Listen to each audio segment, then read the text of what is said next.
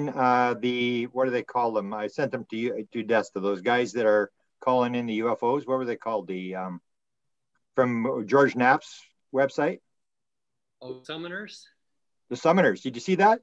I saw the little thing that he talked about. Now, is he talking about Robert Bingham in L.A. or is it somebody else? No, there's three guys. One guy's got a Harvard degree, and the one guy's filming in San Diego. And I'm going to try to get a hold of him because we've got a triangle book coming out within the next couple of days.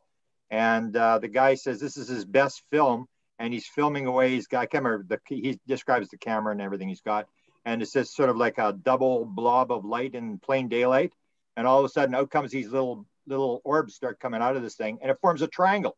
And this triangle goes flying off. And then it's like, if you've ever seen the Mexican ones from 1991, where the thing is going along and the little things are falling out like babies coming out, you know, they're just, and he's got one of these things. And I was like, wow. I mean, it's kind of interesting to watch. I want to try to get the triangle, because I think he said he had two other triangles that he had filmed.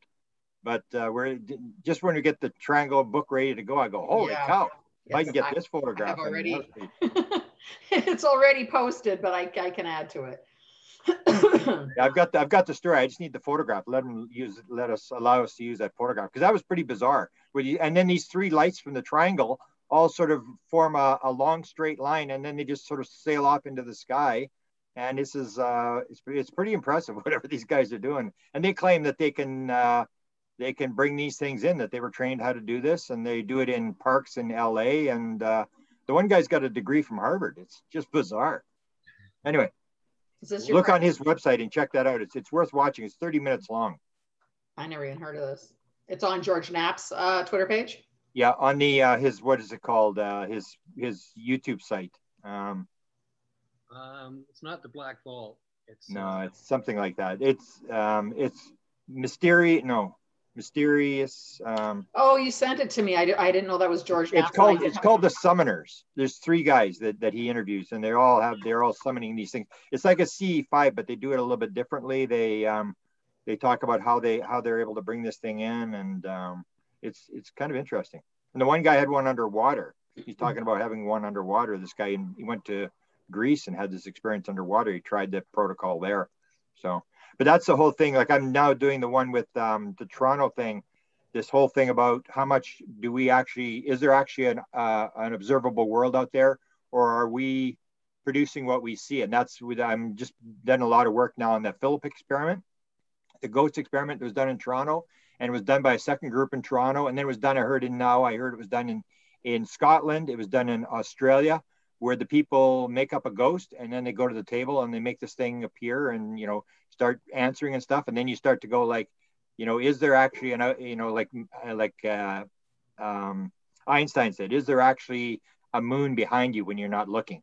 Or are we actually manifesting all this stuff? Because when you see this summoner thing, that's exactly what these guys are doing. They're manifesting this stuff, where they look at the sky for like 2 minutes. He looks at the exact spot in the sky, and then he says, boop, it just appears exactly where he's looking. And he brings it in, and they do this meditation thing, and fascinating. We want to try to get an interview with these guys. But the one with the triangle, when I saw that triangle one, I went, wow, whether the story's true or not, it's like one of the best triangle photographs I've ever seen. Yeah, well, I mean, I've always thought that, you know, the fact that we may be manifesting this stuff, that may be part of it. I've always thought that from day one. Yeah. You know, because what I was doing just now is I was actually looking at the thing where we believe it's ETs, and I'm just doing a lot of study now on the whole airship sighting, where they crashed the one in Texas, and they were told they were from Mars, and there's these wooden ships. And 1876 was the first one. So they say they had these big light that was shining down on the ground. Well, they didn't have light. The light wasn't patented until 3 years later. The battery wasn't patented until 1901. And they have these lights on there, and they say we're from Mars. And so the question is, do we actually believe that these wooden ships came flying in from Mars? And it's like, and it was, the whole thing was at the development, when we developed the atomic bomb, they came in. And this time I looked at all the inventions of the telephone, the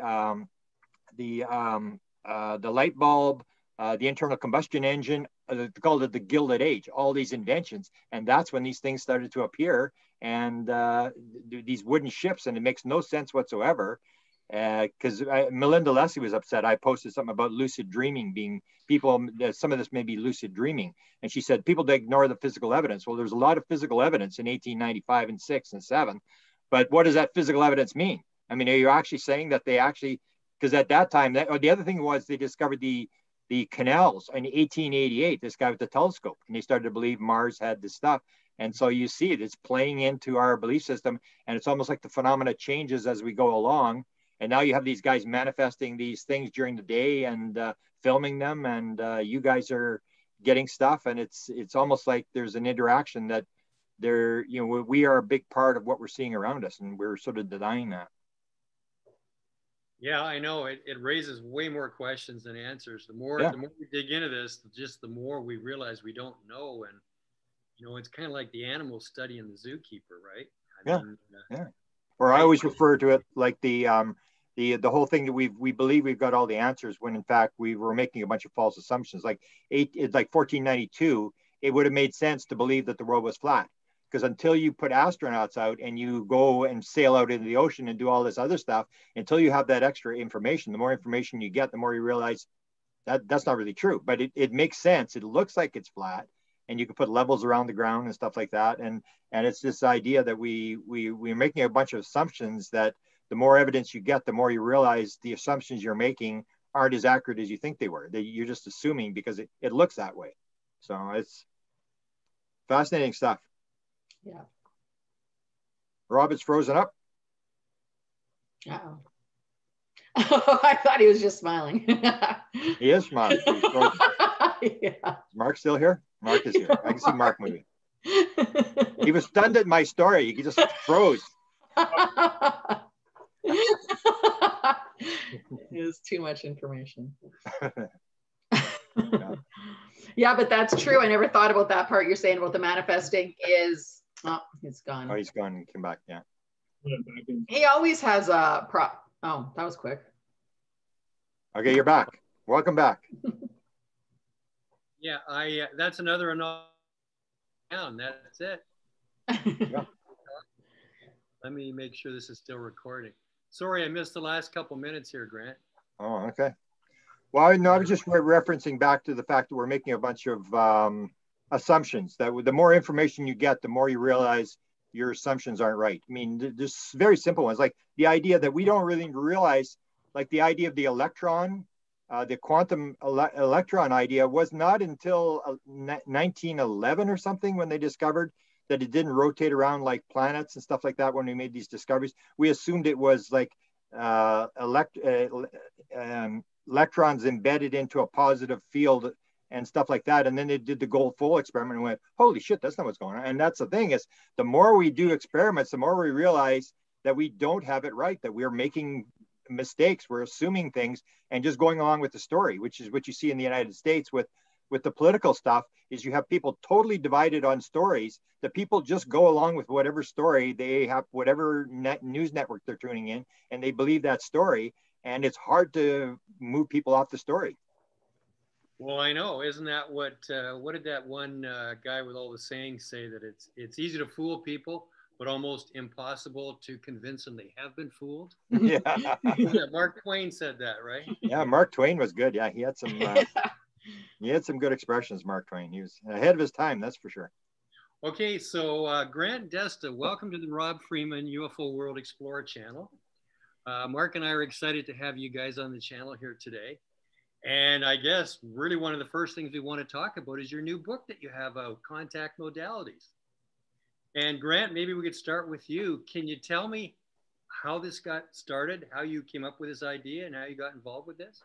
Okay, well, my story goes back to 2012, and I think you would share this, that a lot of the things that happened to me and happened to you, you didn't plan them. I didn't plan to have a UFO sighting. I didn't plan to have this download experience in 2012. So what happened was, in 1975, I have the sighting. Then I have the second sighting, and the second night I'm looking at it and I'm going, what is this thing? It was so amazing, but I'm going, what's going on here? What's the answer to this thing? And so I spent all these years and I tried to find the highest level person I could find who might have an answer. So I went after the Canadian government, former president of Penn State University, the president of the United States, CIA people and stuff like that. And I guess I really wasn't, I mean, like everybody else, I'm just sort of spinning my wheels and waiting. You think the government's got all the answers and they're going to uncover. And then I go to this lecture by Colin Anders. And again, I'm not interested in crop circles. I have no interest whatsoever.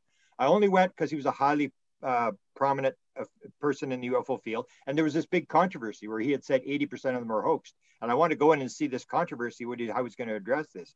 And that's when I have this download experience where it basically says to me, it's like I'm talking to God. It basically says, the answer to that question in 1975, you want to know what's going on? It's consciousness. This is the basic, and all these pieces came together, and it was like I was talking to God. I knew for a fact this is how it worked.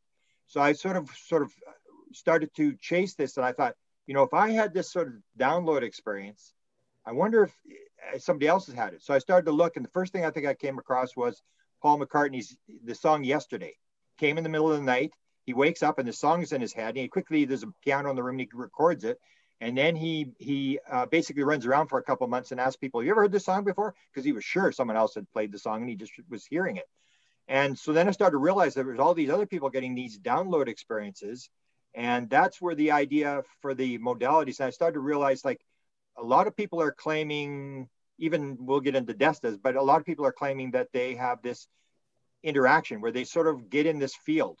And so the basic concept I'd already developed was, if there's no time and space, then, and you hear 40% of all people who have had near-death experience, 31% of all people who've had near-death experiences, 40% of all people who've had UFO contact experiences say at one point during their experience, they knew the answer to everything in the universe. So the concept is there's no time and space, there's just a field of consciousness, and you can get into this field and get the material and bring it back, because I had done it. And that's how it started with me. So Ray Hernandez had a week after my experience in 2012, Ray Hernandez had his experience with the dog, where he gets woken up. And then a couple of weeks after that, Chris Bledsoe has his experience. These all happened at the same time. And Ray Hernandez had the experience. He says, consciousness is involved. I need to know what's going on. So I said, well, I'm going to be in Sebring, Florida lecturing. Come to the lecture. I'm going to talk about consciousness. And then we can talk about what you think is going on in your sightings and stuff like that. Because he was just losing it. He was only sleeping 2 hours a night and stuff like that. And so he came, and then 2 days later, he has the experience where he's on the Miami freeway near the airport. He's completely stalled. He's listening to NPR radio, and he said suddenly he's out of his body, and he's up above, and they're showing him a wheel with these images on the wheel. And it basically, one's remote viewing, one's psychic phenomena, one's quantum physics, one's consciousness, and consciousness is in the middle. And the beings, whoever he's talking to, say, you have to quit parsing this stuff. It's all the same thing. And when I heard that story, I said, well, I've already sort of come to this conclusion. So then what happened was, Ray wanted me to write an article for the second book. And then I never got around to it. And then I said, I got to get this going. Ray's waiting for this article. I better get going. So what I'll do is I'll just list all the modalities I can think of, all the different ways people claim to get in the field. And it came like 70 some items. And that's when I started putting it together. And then, because a lot of them I haven't done, Desta has actually done a lot more than me. I've just had the one type of modality that I use. No, I guess maybe 3 modalities I use, but Desta has done all these. So a lot of the book was Desta putting in all the stuff, because she'd studied this stuff all her life. And she does all different types of modalities. So between the two of us, we put together all these modalities. And at 400 pages, we basically said, it's getting too long. We got to cut it down. We could have gone another 400 pages. So that's how it basically happened. Cool. And Desta, could you give us your take on it? Did Grant approach you, or how did this all come about from your side? Just this book. Well, I helped Grant publish a lot of his books. So I think I don't even remember how I got involved in it. But I remember when he started talking about things and getting in the field and stuff, I was channeling at the time quite often. So it was very obvious to both of us that we were going to include like the meditation and channeling. And then my grandma used to do stuff and like mediumship stuff in the basement, hold seances in the basement and stuff. And she had seen Charlie Red Star as well, the same year that Grant saw it, in Winnipeg though, and as well at the lake. And so, I knew about a lot of that other kind of stuff. So it was easy for me to say, tarot cards is also a way, and dowsing, I am a dowser, that all these things are you know, healing stuff, Reiki and all this kind of stuff is the same thing. It's like accessing the field. Maybe people didn't used to think about it before, but the more that we kept talking about it, the more it was very obvious that it was these trance-like states that you need to access to be, to get to the field and to actually pull this information out. So it was very exciting. I think we worked on the book for 2 years. It's the longest book that we've ever worked on. Grant can push out a book in like a couple of months, maybe. He's a very prolific writer, but it took us a long time because he was trying to get all the studies, the proper brain studies and everything. And I was trying to just like think of more and more chanting and drumming and oming and CE-5s. And, you know, it was very fun trying to compile it, as well as looking back in a long time ago for like when the Ouija board came out, when the sisters started like hearing the raps on the wall, and John Dee and his holy board, and, you know, things that were going on for years, and, you know, since the 1500s, basically, of people trying to get in the field to talk to their angels or, you know, the other side or whatever. So it was great. And what's your favorite part of the book? Every author's got a favorite part. Grant? Wow, I have to think about it. I had the two. The two chapters had the one guy. His name is Mark out of LA. He's never released his last name, but he had two that I found fascinating. I had to talk him into it. He didn't want to be part of it. And I said, you don't have to use your name, but I need your stories. And he was doing float tanks, and he had it to the position where he would do the float tank. He was under stress, which is a part of the contact modality thing, is that trauma is a big part of this thing. That's a lot of people who've gone under a severe trauma can somehow pop into the field, and they are able to do it. So his father had died, and he was very involved in this whole thing. And he started this float tank thing, and he had it so good in getting messages. They were driving down the LA freeway. He'd say, can you at least wait till I get in the tank before you start talking? So I got that one. That's the same thing. That's this, where the idea of contact modalities is what you're trying to do is the signal is there for everybody. It's no different. It's the ability to turn off the noise to get the signal. So he had this thing, and he was using a float tank. And then he had the one with his father, which is a fascinating story. And so one of the biggest contact modalities, of course, is talking to dead people. And I use his one story for the dead people thing. And he has this experience. His father, they're big business people. They do stock trading and stuff like that in LA.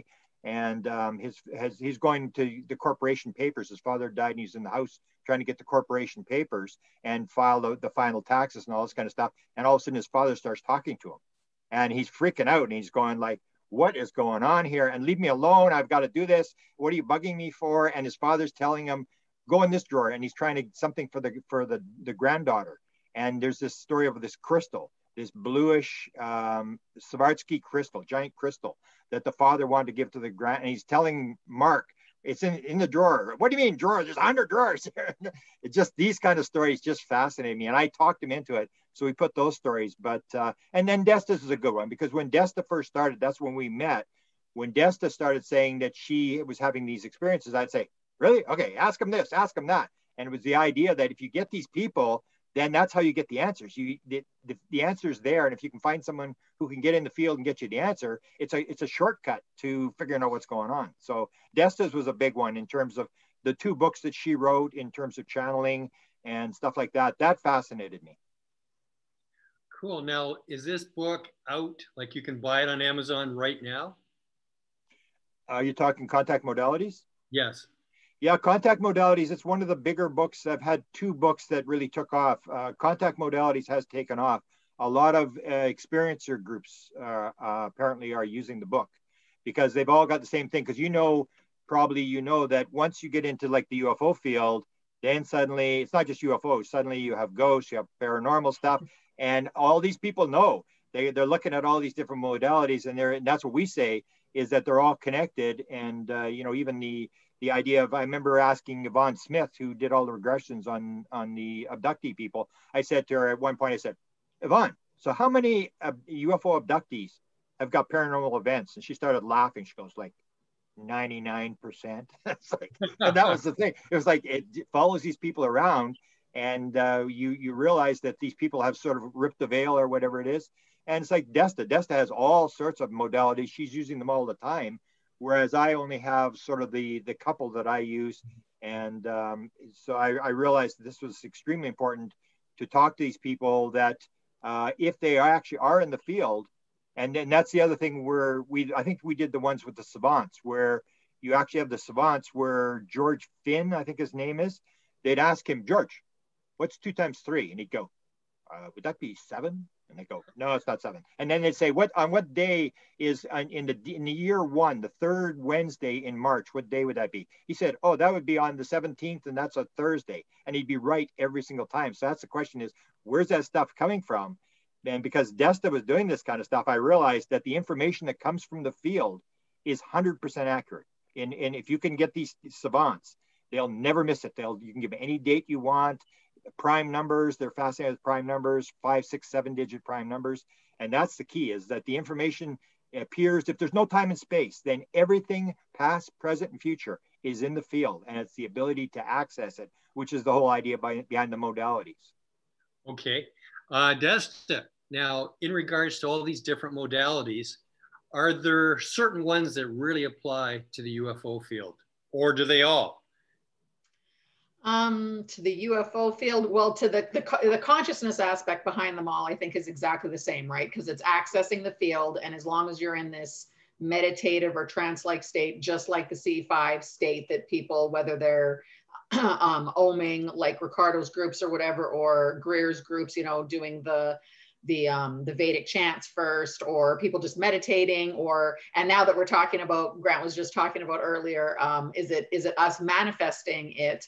And we're also wondering if that's part of it. So if it's us manifesting it, maybe it's the more cohesive, like Greer would say that too, right? The more cohesive the group is, the more likely it is you're going to see something. And Ricardo would say that as well. If there's a couple of people that aren't meditating, that are walking around or being, I don't know, whatever, like just like aren't really into it, and then they won't come. And we just talked about this earlier too, is Ricardo said at one point when we were in Crestone, actually at one of Paula's events, he knew right away. He just said, the group isn't ready, they're not coming tonight. And he didn't close up shop kind of thing. Like we still sat there for the whole night and did the meditation, but he told us, you know, at the beginning of the night, like they're not coming. And so maybe it is because that's what we're doing, is we're manifesting it. So whether it's you need to get into the state, the proper meditative or trance-like state to be able to access the field and get the information, or whether you need to get into that state to be able to create it and to manifest it. And the more cohesive the group is, because the more everyone, like the Philip experiment, the more that everyone is singing and really wanting and trying to manifest, and the intent is the exact same at the same time, is it a collective manifestation of what's happening? Or is it just because everyone has to get in the field at the same time, and then that makes the group more cohesive too? Is the same thing. So for the stuff that I do, you know, I don't know what is more linked to the UFO stuff. I think it's all just whatever this is that we still obviously don't know. It's like, however it is that you're getting closer to that state where you can pull the things in more, it is whether you're dowsing or doing long distance healing or any of these modalities. I think it really just depends on your brain wave state, or like your mind level, basically. Rob has disappeared. Well, are you taping too? Oh, you're taping too, so we'll have it. Yeah. Yes. We can just keep going. You can give him the tape. Yeah, because Mark's taping too. But maybe Mark should tell us that, in case Rob takes a sec to come back. Why don't you start telling us about your documentary? It's pretty exciting. As you know, Rob and I have been around the world, 14 countries over the last 6 years. We're entering our 7th year. So the first documentary was split into 4 parts: making contact North America, making contact Europe, Australia, and Peru. So we ended up doing two different licensing opportunities. We did.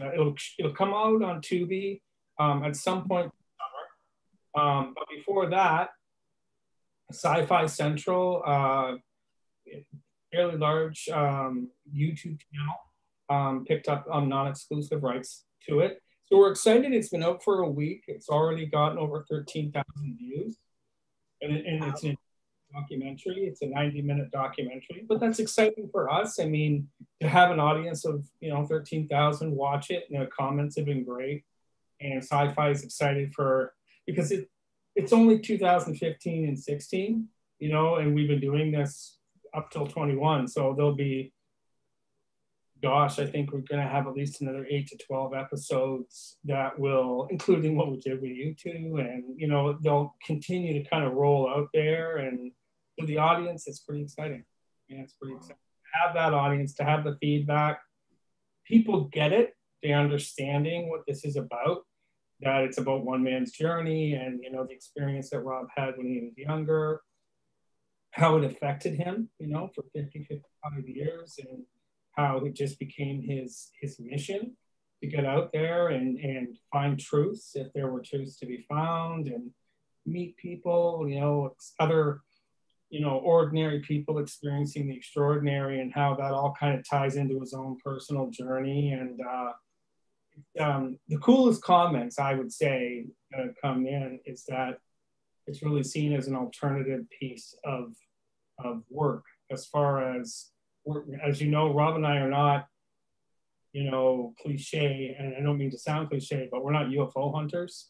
You know, we're more for experiencing, you know, finding out all kinds of experiences, and wherever the journey takes us, right? Have you seen the media take on the field change over the last number of years, maybe since the New York Times article, or is it shifting the way we sort of, because, you know, sometimes we're blind. We think everybody sees UFOs the same way as we do.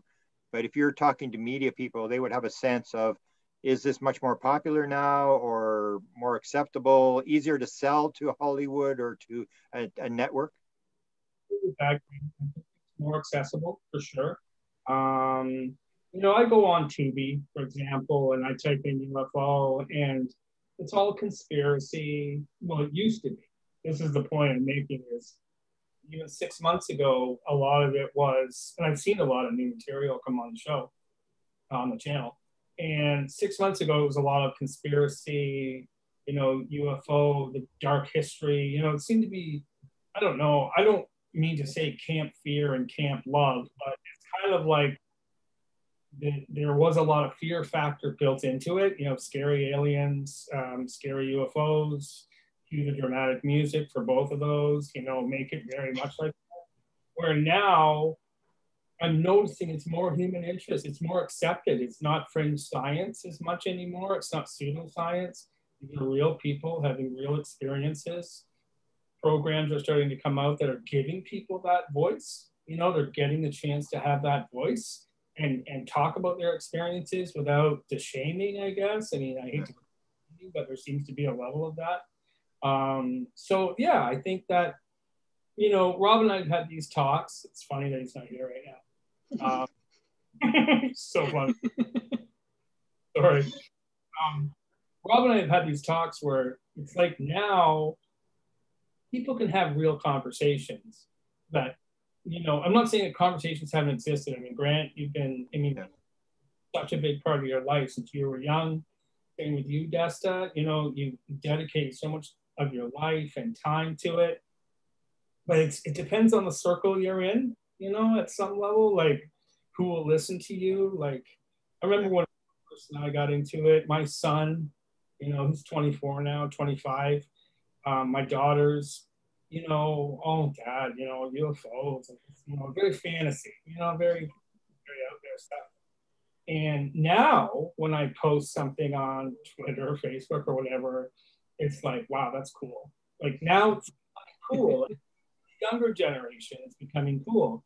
I'm a good friend of mine who's got a 16, 17-year-old son who started to talk about consciousness and energy. And it kind of feels like a recalibrating of that kind of material, you know, so maybe that's, I think that's amazing. I mean, I just think it could now maybe even get studied, you know, at a higher level. When you have these reports come out, scientists are talking about it, experts are talking about it in the field that have not been given that chance to really be open about it.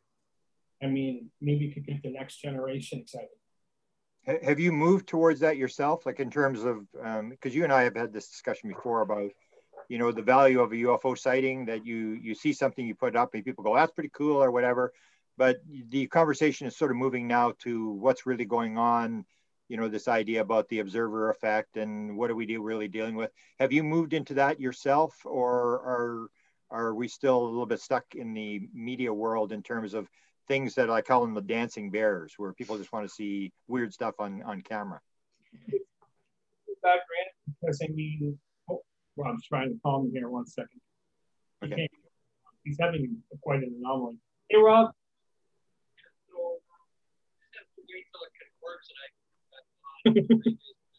Yeah. So you're converting the first part, eh? Crazy anomaly because it said the internet was fine and it disconnected. Yeah, you can't log back on because it makes you convert if you were taping, right? So you can't jump onto another meeting right away. Yeah. We're just talking about you. Yeah, we're going to talk about him for a while. Yeah, without him here.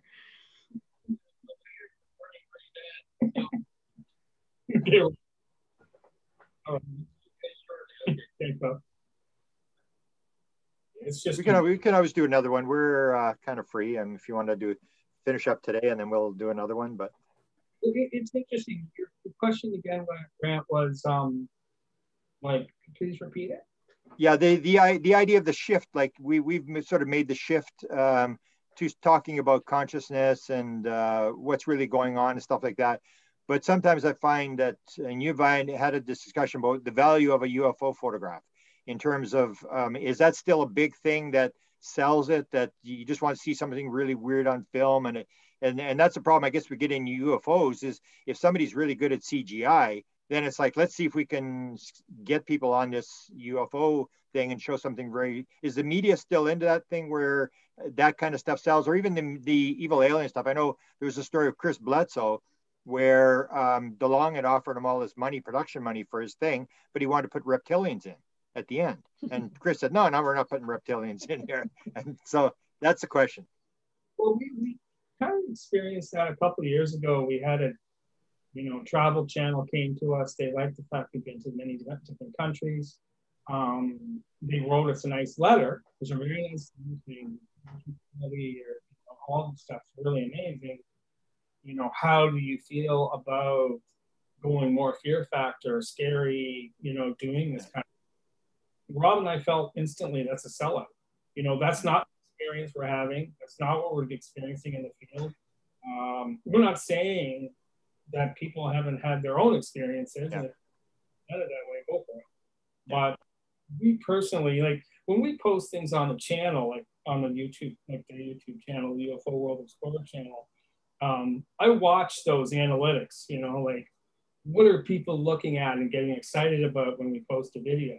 And you're right. Most of the time, if we posted one video with Ricardo Gonzalez and a picture of Antarel, which you know of as well, Grant, yeah.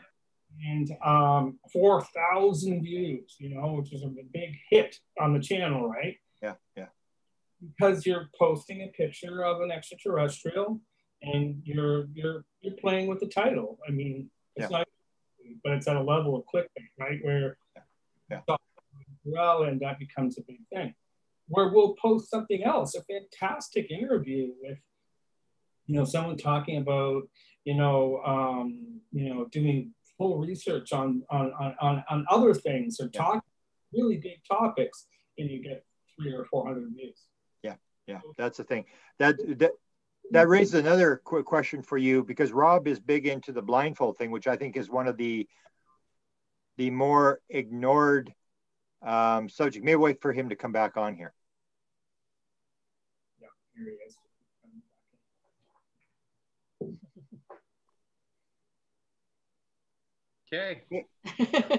Okay, I've got a question I'm addressing to Mark, and you probably want to jump in on this. And this is to where is the TV industry going? Where, we're talking about this thing where if it's very fearful or it's clickbait, you get a lot of hits, and if it's not, then you don't. And one of the most fascinating things when I lecture now, I say one of the 3 biggest things in the field now to understand what's going on is the blindfold thing. And I've been trying to encourage this idea. And that's the question, is whether are you going to go there with this thing? Because I even tried to promote it. You saw I tried to promote with the Australians, because they had these kids and they're all proud and they were all posing, but they look like street kids. I got off the street and I said, they should have some uniforms. And then, they went, Leone went and got uniforms for them. And I said, this is like fascinating stuff where you could have Olympic teams around the world of these kids going, when you see them going through these obstacle courses and stuff. To me, that's the most fascinating thing in terms of learning that, man, we really don't know what's going on. If these kids are able to do this, or whether you're able to do that. But again, is that going to go anywhere where people just go, okay, whatever, and they just sort of ignore it and show me an evil alien or, something like that. Yeah, well, let me address that, Grant. It's true. A lot of people are interested in this just from a sort of a party trick point of view. Yeah. And honestly, I'm getting a little bit tired of that. And so I decided that I'm not going to train anybody unless it's for a really good purpose. Like, for example, I really want to train somebody who's blind or is going blind, somebody that can really, really use this and needs it. Because what I'm finding is people that are interested in this, learning how to do it, unless there's a real deep motivation, especially the adults, they won't carry through with it. The kids, no problem, because they can turn it on so fast, so quickly. But you spend all this time with people and it's not an easy thing to get adults to learn it. And then they decide, no, I don't want to do this any longer. So, and I'm not charging. So it gets to be frustrating. So I've decided that I only will teach somebody who's either blind or going blind, and somebody who's had eyesight in the past, so they know what it's like to see.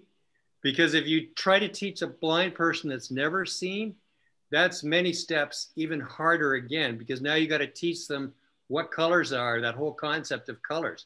So hold that one for the future.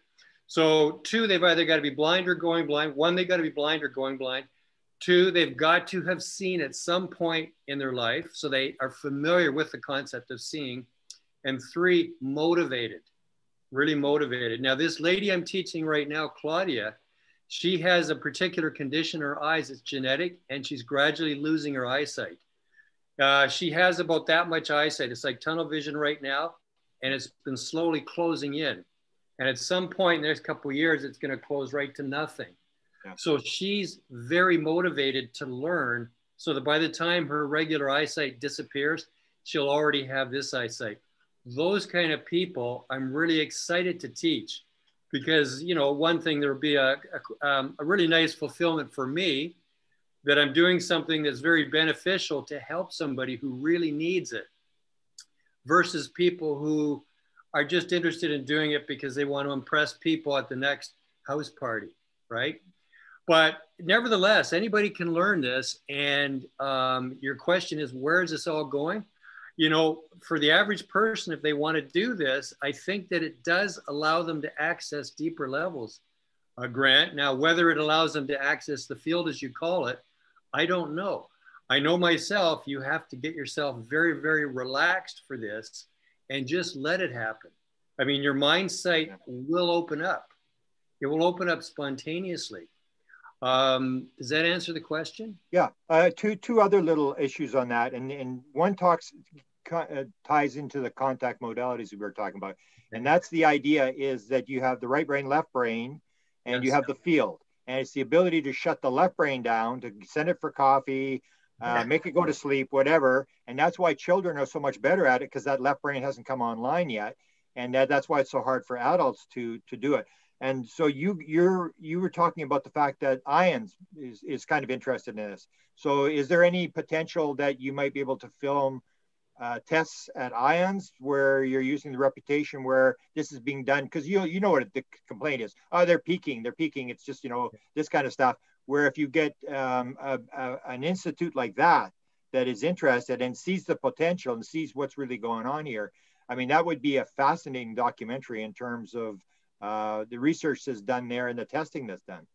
Yeah, and that's the reason why you've seen those couple videos where we put up a opaque blanket between myself and Wendy, for example, and I was holding up the cards. She got them, because a lot of people, especially if your mind sight is like down here, As soon as you lift your head up, oh, they're looking under the mask. Yeah. Now, it's just coincidental. It's true for many people, their eyesight is down here and it looks like they're looking through. That's why we put the blanket up and it still works. Now, Dean at the Eye Institute is very interested in all this stuff. We've been invited to go out there and see him. We've said that we, you know, as adults doing this, we don't want to do it until we're bulletproof. Because, you know, these kind of, you know, some people might call it psychic things.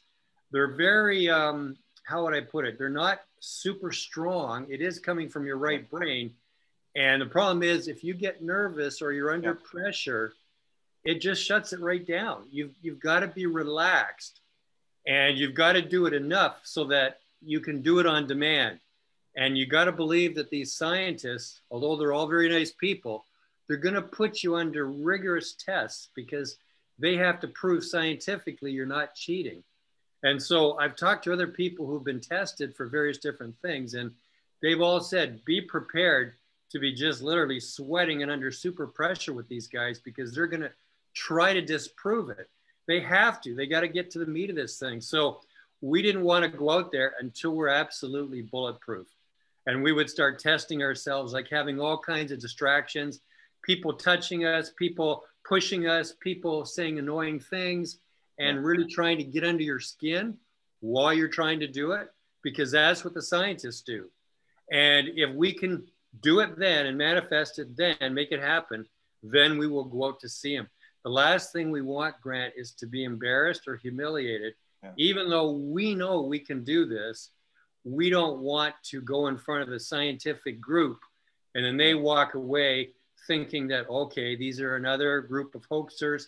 And then they go and tell everybody that this is all BS, that it's not legit. So, you know, he really needs to get with children, or there's some adults that are pretty good at this that can do it. Like that one guy with the mohawk, you know. But the more you use adults, the more you have the lack of success. I mean, the kids, it's almost like, that's why I thought the superhuman documentary where she has these kids playing these games, I thought that was just so fascinating, where they're into it, they're active and they're competing against each other and they're all excited and stuff like that. And when you watch that, you go like, wow, and I think she probably got some pretty good hits from that documentary, where if you turn it into fun, does Ions understand the children aspect of it, that children are so much better at this? Well, I think he does. You know, really it's the children that should be tested, but you know, many parents are very concerned and nervous about their kids going to a place to be scientifically tested. And I have to tell you too, Grant, that a lot of parents are concerned because of the nature of this ability, that somehow their kid's going to be dragged away by some 3-letter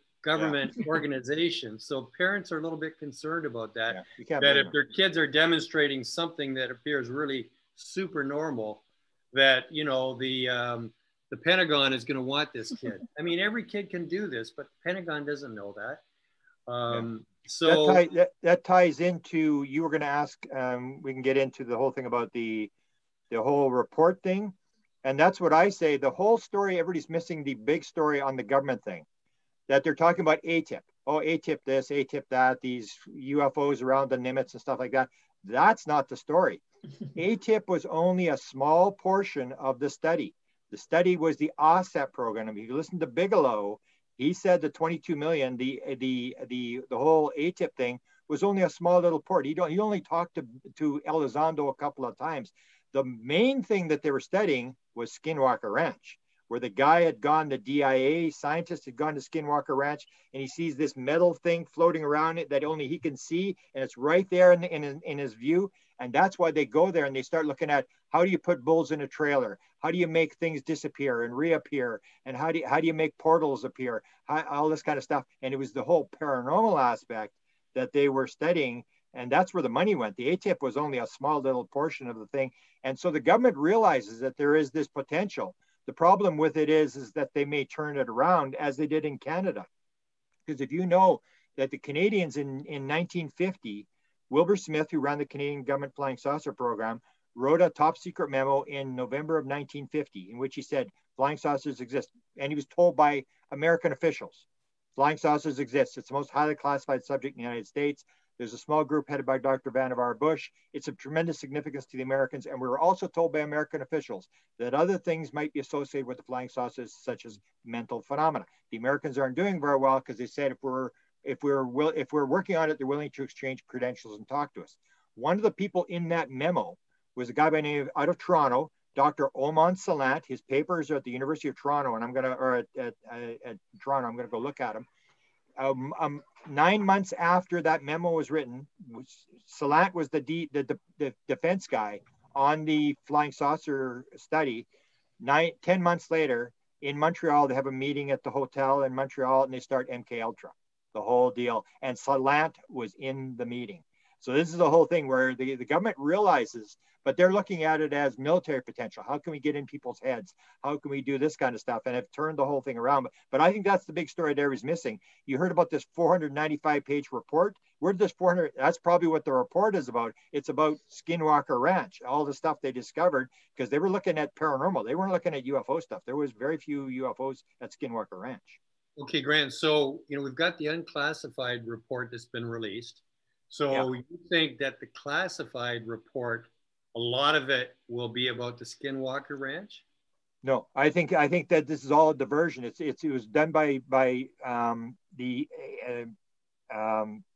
DeLong. They were pushing the whole story of UFOs, UFO disclosure, and so they're just looking at the same thing, because Lou Elizondo said it was Title 10. And he was running the ATIP program. They were not allowed to talk to civilians. There was this whole thing about, did they talk to Chris Bletzel before 2017? And it appeared they didn't, because the whole deal is you can't talk to civilians. You can only deal with military. So they're dealing with military sightings. And this whole thing is just, it's in front of the Armed Services Committee. Therefore, it's got to do with arms. It's them trying to get money to research UFOs. And the only people who've got the money is the Intelligence and the Armed Services Committee, because they're going to turn it into weapons. But the whole other part has been missed, this whole idea of what happened at Skinwalker Ranch. What did they discover? Lou Elizondo wasn't at Skinwalker Ranch. It had nothing to do with Skinwalker Ranch. That's a whole nother aspect. So you're taking this little thing and you're moving people down this side road on the UFO subject, when in fact, the big thing is, the portals, the appearing and the disappearing, and the study that I even point out that Jimmy Church actually picked up on it, and then I don't know where he went with it, but I said, if you actually look at Peniston's book, Peniston has an encounter with Kit Green, who was the control officer for the remote viewing program. And he comes and they're doing this study. You remember the study they're doing? They're looking at the MRI of people who are experiencers, looking at their DNA. Why are they different from other people? How are they able to get the signal and this sort of stuff? And they go to Peniston because they got Burroughs' DNA in his MRI. And Peniston says, hey, I'm not Burroughs. I'm not going to roll over like Burroughs. I want to know, what the hell are you up to? What are you doing? And Kit Green admits that he's running a defense program. Him and 8 other people are running a program for the Defense Department with government money, and Bigelow is running the contract, and they're looking at UFO experiencers. And that's the whole deal, is they've realized past the UFO thing, and he said to Peniston, he said, we're trying to figure out how does the phenomena pop in and pop out just as quickly. So they understand some of the stuff. And he even talked about this manifestation thing we talked about. That Kit Green says, we realize that two people can be in the same spot at the same time, and they will see 2 different things based upon their belief system. That's coming from this defense study. They know this kind of stuff. And that's where I say the classified part is not so much UFOs exist or whatever, who cares? It's this whole idea about how do you, like the big one at Skinwalker Ranch, if you've seen what they call Slide 9, it was used to brief the Intelligence Committee. And this is the one they used to say, oh, these aliens, they're just horrible aliens. And they're able to go through metal. That story is the Skinwalker Ranch, when they put the 4 bulls inside the trailer. And the guy goes out and he says, where's my bulls? Where's my bulls? And he looks at his locked trailer and goes, wonder if they're in the locked trailer. He undoes, the thing hasn't been open for years. He opens the lock and the bulls are in the trailer. That's what they want to figure out. How do you put a bull inside a trailer? Or this thing about getting into people's heads. If you look at that Slide 9, you'll see all that stuff came from Skinwalker Ranch, but they used it to scare the living daylights out of the Congress people, to say, if the Russians get this and they are able to put bulls inside trailers and get inside people's heads, we're in big trouble. And that's where they're scaring people. But that's all Skinwalker Ranch, which was this paranormal stuff that you and I are in. And the UFO thing, I maintain, is just a small little portion that they're using, because they tried to sell it with national security type stuff. They tried to sell it, or before they would use airline traffic as a threat to airline traffic, and nobody believed it. So you have to have a threat, otherwise you're not going to get any money. And that's why they're pushing this thing about it's a threat to our military, or it might be the Chinese and stuff like that. But the big story, I say, is the Skinwalker Ranch stuff, the paranormal stuff that you and I and everybody knows is part of contact modalities. It's not just UFOs. Every UFO person has got, they can't touch electronic equipment, they can't wear watches, same as near-death experience. They have poltergeist, they have premonitions, all this kind of stuff. It all comes together. It's all the same thing. The Intelligence Committee knows that. And that's the important part that they're trying to do, but they're not going to release it. Even if you talked about the report, even the report, it was, now we're hearing 400 pages, according to Danny Sheehan. 400 pages was the classified report. There was 6 pages released, which is 1.5% of the report. What do we know now that we didn't know before? We know absolutely nothing more. All we know now is that the Congress was briefed on this thing, and they're not telling us what's going on either. We still don't know anything about what they've discovered. Yeah, let me ask you this, Grant. If there is an intelligence behind the Skinwalker Ranch, you know, potentially ETs, but some kind of intelligence, and it's potentially benevolent, you know, and they know that the people associated with Skinwalker Ranch want to potentially militarize all this, as an intelligence, why would it cooperate? You know, I mean, would you give your kids loaded machine guns knowing that they could go and hurt themselves? Would you? But they didn't cooperate. They're playing, to me, it's called the theory of wow, where they're doing these really weird things where they're, if you look at the Skinwalker story, like the bulls are all stampeding, and then they go, oh, look at the magnetic field is increasing, it's doubling or whatever. Well, it doesn't double all the time. It's just saying, hey, watch this. And the bulls go, and that was where the cow got mutilated and stuff like that. So they're playing the game. But when you see what happened, and I even quoted this a number of times on my Facebook page, this whole thing about projection, where Bob Bigelow said, George Knapp said, those that were the most aggressive to the phenomena on Skinwalker Ranch had the worst experiences. And when they asked Bob Bigelow, what was this all about? What was this whole thing about? He said, it was all messaging. It was all gaming and messaging. It was giving us messages. And so when you see the guys go on there, you see the thing that they really play as this potential evil thing is Bob Bigelow said in the interview, you've seen the interview he did with George Knapp, he said, when I saw what they did to the government guys, I knew it was time to sell the ranch. And what happened was these military guys, special forces guys went in there, and it's like, we're special forces guys, we're going to trap this thing, we're going to take it down, man. And they're walking down, they're all armed and stuff like that. And then suddenly the voices in their head, and it said, leave, you are not welcome. And these guys went home, and it was, this horrible this hitchhiker effect. Well, everybody has a hitchhiker effect. When you have the UFO thing, it attaches itself to you. You're manifesting it. It's not that it's following you home. You're the guy that's manifesting it. And they talked about these government guys that were there, and these wine bottles were flying through the room and smashing on walls, and all their roommates moved out. And they said these guys are still terrified. The last interview I heard, these government guys are still so terrified they will not go on the ranch. And this is the whole idea where you even get into this idea of who's actually running the show, where Jim Semivan says they've always been here. They created us, and they talk in symbols, or where they basically are saying, this is our ranch. We were here first. Leave. You're not welcome. And this is this whole idea where we think it's our airspace. They're in our airspace. They're in our, no. They were here first. It's their airspace. And that's what Jim Semivan said when John Alexander said, so who's running the thing? And he's referring to the government. And Jim Semivan said, they are. They're in charge. But they will drop these little hints that move you down the road. But that's why they're shutting down the nuclear weapons. That's why they're doing all this kind of stuff. They're basically showing us that they are running the show, and the government is trying to figure it out. I don't think they've really discovered that much material, because the intelligence is so much farther ahead. Or if you look at the Nimitz thing, why would it drop from 80,000 feet down to sea level in 7/8 of a second? And I point out the fact that in Charlie Red Star, we've got exactly the same thing going the other way. That's how I got involved. CKY TV here in Winnipeg filmed this thing jumping from the ground to 5,000 feet in the air from one of the reports I heard, and they caught it on film. It goes in 3 frames of film from the bottom to the top. The camera's 8.25 miles away. and it moves in 3 frames of film, 5,000 feet from ground level, sitting on the ground, to 5,000 feet in 1/8 of a second. And so it's this idea where it's showing off, but it's still very much, I think, in control, that we play like we're going to take it down and we're so smart or whatever. But okay, so then if the people that are associated with the ranch, Skinwalker Ranch, if they're, you know, they run away with their dog, their tail between their legs, scared, because ultimately they're going to use this stuff for nefarious purposes. What happens to all the people that have been associated with Skinwalker Ranch that are actually there for a good purpose, a benevolent purpose? Are they having opposite experiences, Grant? You'll hear Brandon, what's his last name, Desta? Fugel. Yeah, Brandon Fugel owns the ranch now. If you listen to the interview, he talks about exactly the same thing. He says his brother is a pilot. He flies them in there on the helicopter and stuff like that. And they pray every time they go in, because he's a big Mormon guy.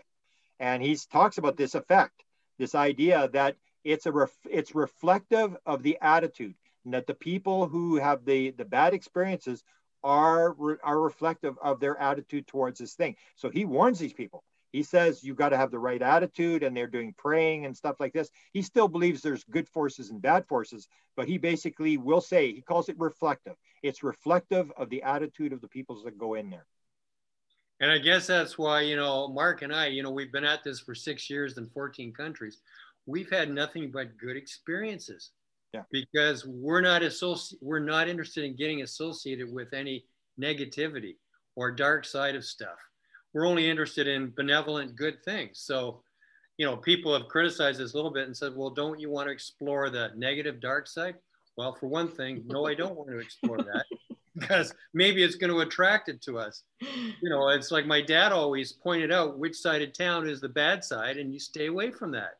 Don't even go and get involved. You just stay away from it. And I've taken that lesson and applying it to this.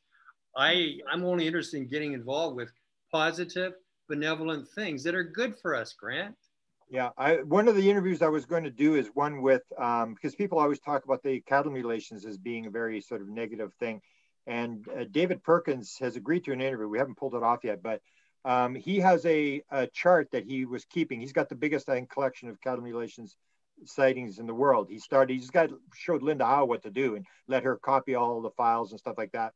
And he has this whole thing about nuclear contamination, that he said it's all downwind and downstream from nuclear power activities. And so the way I look at it is it's reflective. It's like your body. And we want to have this idea where there's a separation. There's me, and then there's this phenomena out there, good phenomena, bad phenomena, and no, it's all the same thing.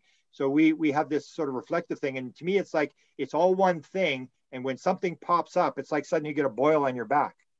Is that an evil spirit that did that? And it's like, no, something has gone wrong. And that's his idea behind the cattle mutilation, is that it's reflective of Gaia. So Gaia is working, and when something goes wrong in Gaia, these things start happening, because nobody's ever been caught doing a cattle mutilation. And the whole thing is, maybe it's just happening. This is an effect of Gaia doing this, where it pops up almost like, you know, how cells in the body will cure a cut. It'll all go together and cure the cut. So they're doing that kind of stuff. But you have this sort of thing where when something goes wrong, a boil will appear or a disease will appear or something like that, where everything's out of balance. And that was David Perkins. And he's been working on it since the 1970s. He's got this huge catalog of this thing about the reflective nature of the cattle mutilation, where he said, at one point, I think he even said that you could take all the cancer rates, high rank cancer rates in the Western United States, put them down, and they were exactly where the cattle mutilations were taking place. And it was this idea where the nuclear weapons, it's not happening out of a random thing. Nothing is really happening random. It's all one thing. And then when something happens, there's an anomaly. And if you figure out what the anomaly is, you'll figure out a new law about, we're doing this wrong, we're doing that wrong, or we need to learn this or whatever. Everything's reflective. Everything's part of the same thing, which is the contact modality idea. It's all one thing. It's like when Jan Hartson asked Ben Rich, Ben, how did they get here? How does the propulsion system, how do they fly here? And he said, let me ask you a question. What do you know about ESP? And they said, it means everything in time and space is connected. And he said, that's how it works. And the other thing that I pointed out, and that was in Politico from Brian Bender, from Politico actually wrote this, and nobody's picking up on this. He said the Defense Department, I think it's the same study that Kit Green was working for. The Defense Department did a study on the interdimensionality of the phenomena, that the phenomena is here. It's just a different here. They're not coming from anywhere. And you see, if you go into the literature, Desta will know this literature, this whole idea that no, it may be like a simulated universe where it's all one thing. There is no time, there is no space. We're making all these false assumptions about things, and we have not got a clue. And that's why it's so important for you and I, Desta and everybody, and Mark, to work on the anomalies, because the anomalies are telling you one of the puzzle pieces you've got is from a different puzzle. You got the wrong puzzle piece. It doesn't fit in here. And we want to have, because we're egotistical, we want, you know, me and I in every single sentence that we say, we want to believe that we have every single piece of the thing, and we're just waiting for one little piece to come to us, and then we've got the whole puzzle. And what I've been told is, no, it's exactly the opposite. You haven't got a clue. All your puzzle pieces are wrong. You have no clue what you're doing. And the more you go along, the more you realize that we've got it all wrong. I mean, like the famous story of Max Planck, who invented the atom, who said there is no material as such. And he was told 1874 by his advisor at university, don't go into physics. All the laws have been discovered.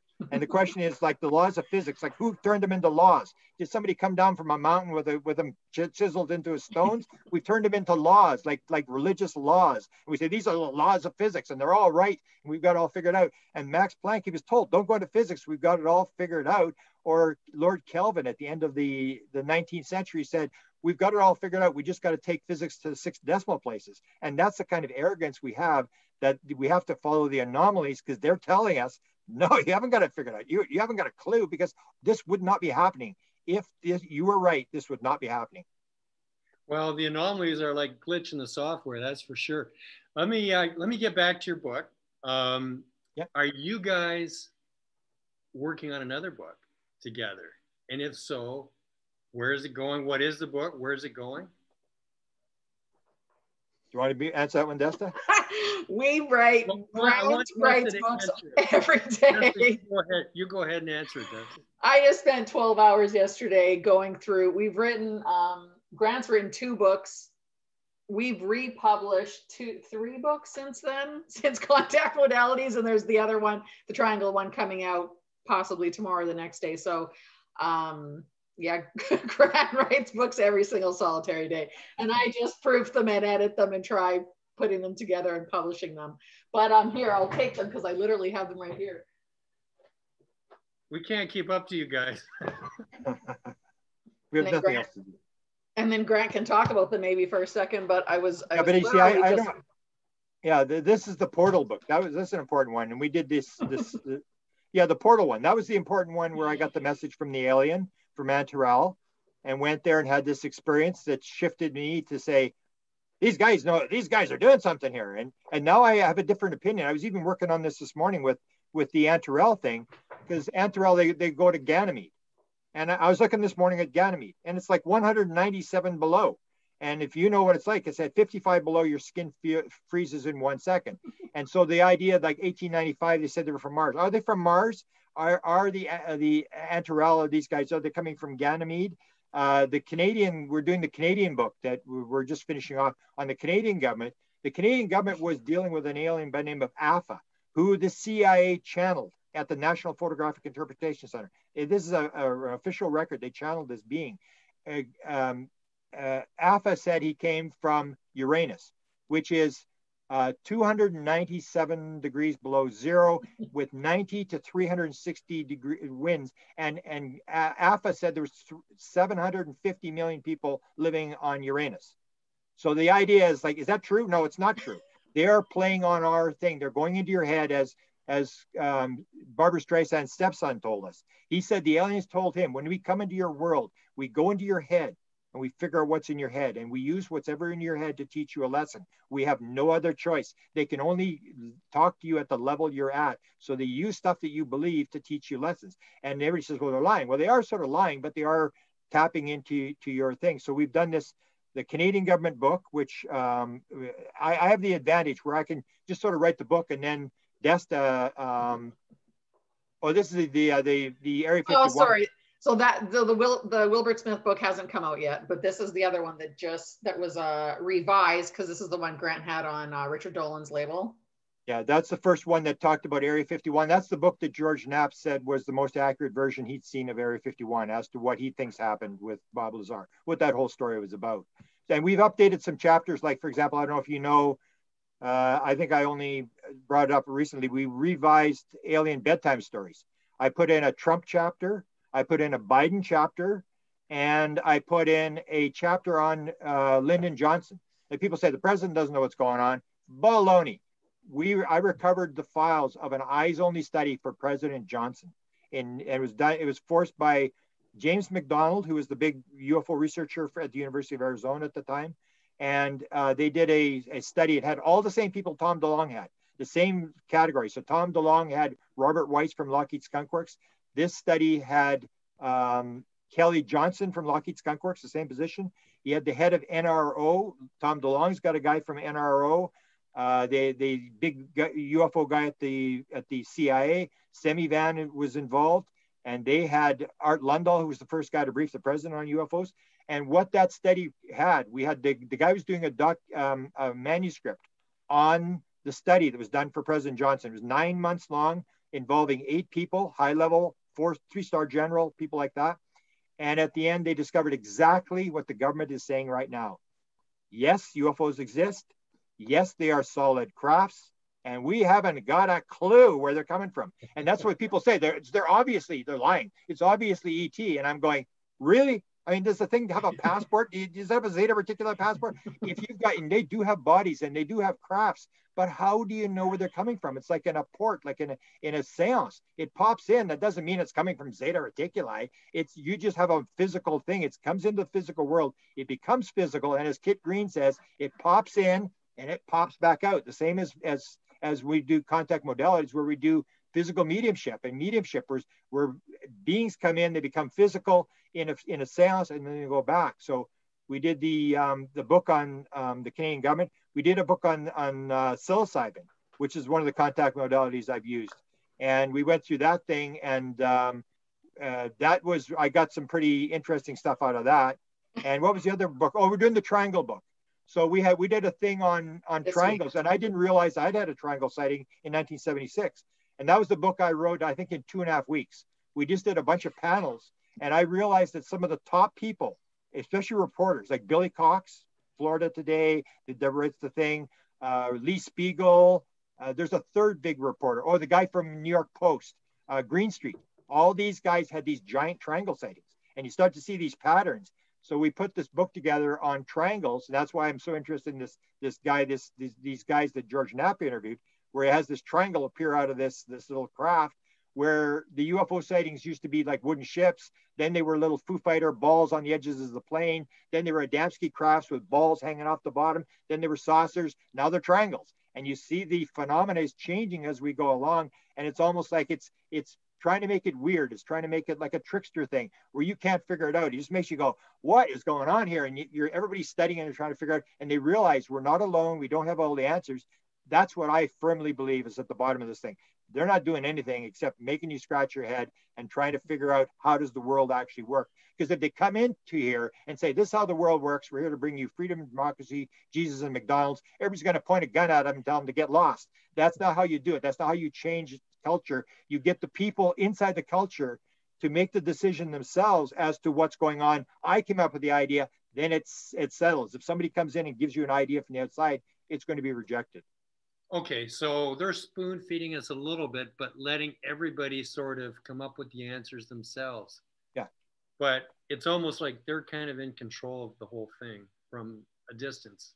Would you say? Or again, it comes down to this manifesting thing where we talked about George Knapp, or are we doing it? How much are we? Because we always want to say there's them and there's us. But when you look at the idea of quantum physics, it's what John Wheeler, the guy at Princeton, said. John Wheeler said it's a participatory universe. And this is this idea that we are part of what we're seeing. The whole thing about the Copenhagen interpretation. Nothing turns into a matter until there's an observer. Until then, it's in a quantum potential state, that there is no physical world. It's all a quantum soup. And Desta can talk because she was blown away by reading Michael Talbot's book and just drove her nuts about this idea that it's just this quantum soup and there's really nothing there and it goes through your head. And that's the whole idea that's so important about the blindfold, is people forget that whatever you see is in your head, that you think you're looking out through your eyeballs and getting this stuff. Where is the image taking place? And that's why the blindfold is so important, because it says it's not in your head the way you think it is. Eyesight does not work that way. And that's where the anomalies, where I say it's so important to have the blindfolds, or the where people say you can hear better, where deaf people can hear. When you see that, you realize if we can figure out this anomaly, we can figure out how does consciousness actually work. Because we just assume, oh, you see through your eyes and it goes in and it sends signals, and then the brain makes this signal. Baloney. Where the more you look at the blindfolds, the more you realize you haven't got a clue what's going on. And that's why it's so important. And it just frustrates me when the people just sort of, they don't take the blindfold thing seriously. And I said, this is one of the most important things I've ever seen. It's reproducible, and it is showing you are absolutely out to lunch in thinking you know what's going on. It's not what you think it is. It shows you clearly it's something different. Well, Grant, how do you know that them is not us? Well, that's the whole thing. That's where we have to leave open to the fact that and the beings will tell you that from time to time. We are you, you are us, we are all one. Or what's his name? He wrote the Children of the Greys. He said to the Greys, he said, let me ask you a question. What's your concept of God? And then the tall gray said, we are one with the one who is all. And you hear this over. And Desta will say, Desta even tells this story about when she's channeling, because she can type while she's not thinking, she's typing. And she always has to put capital O, oneness, oneness, oneness, oneness, oneness. That is the thing. It's the thing. It's all one thing. That's what Ray Hernandez was told. You got to quit parsing this stuff. You got to quit saying them and me or people I'd have experiencers who'd say, what are you lumping me in with the channelers? I'm not a channeler. They're full of it, man. Don't put me in with the channelers.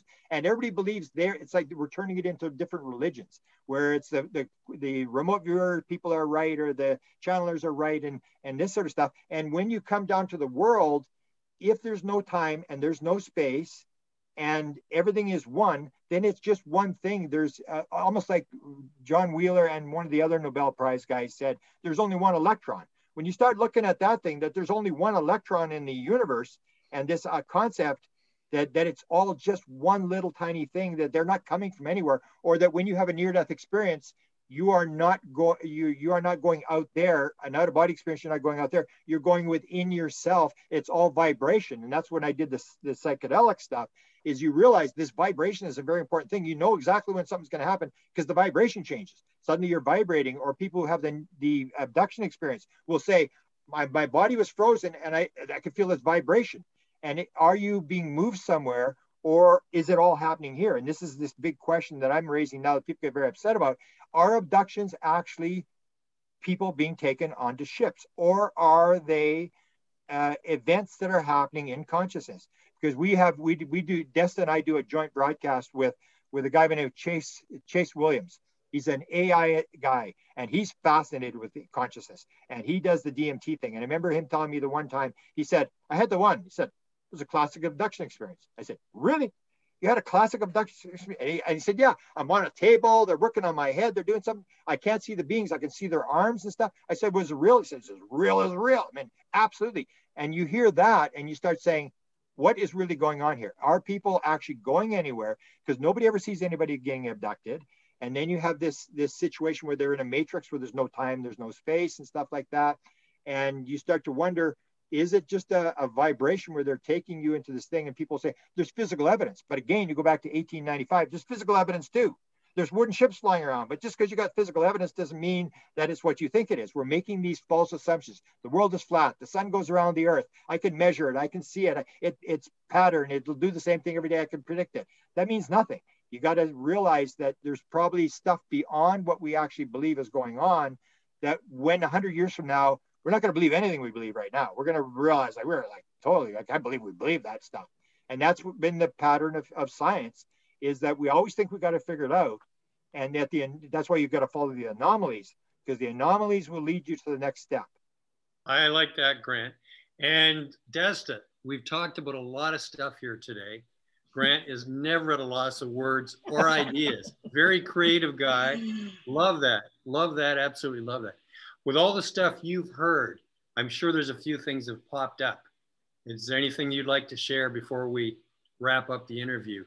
I want to say two quick things.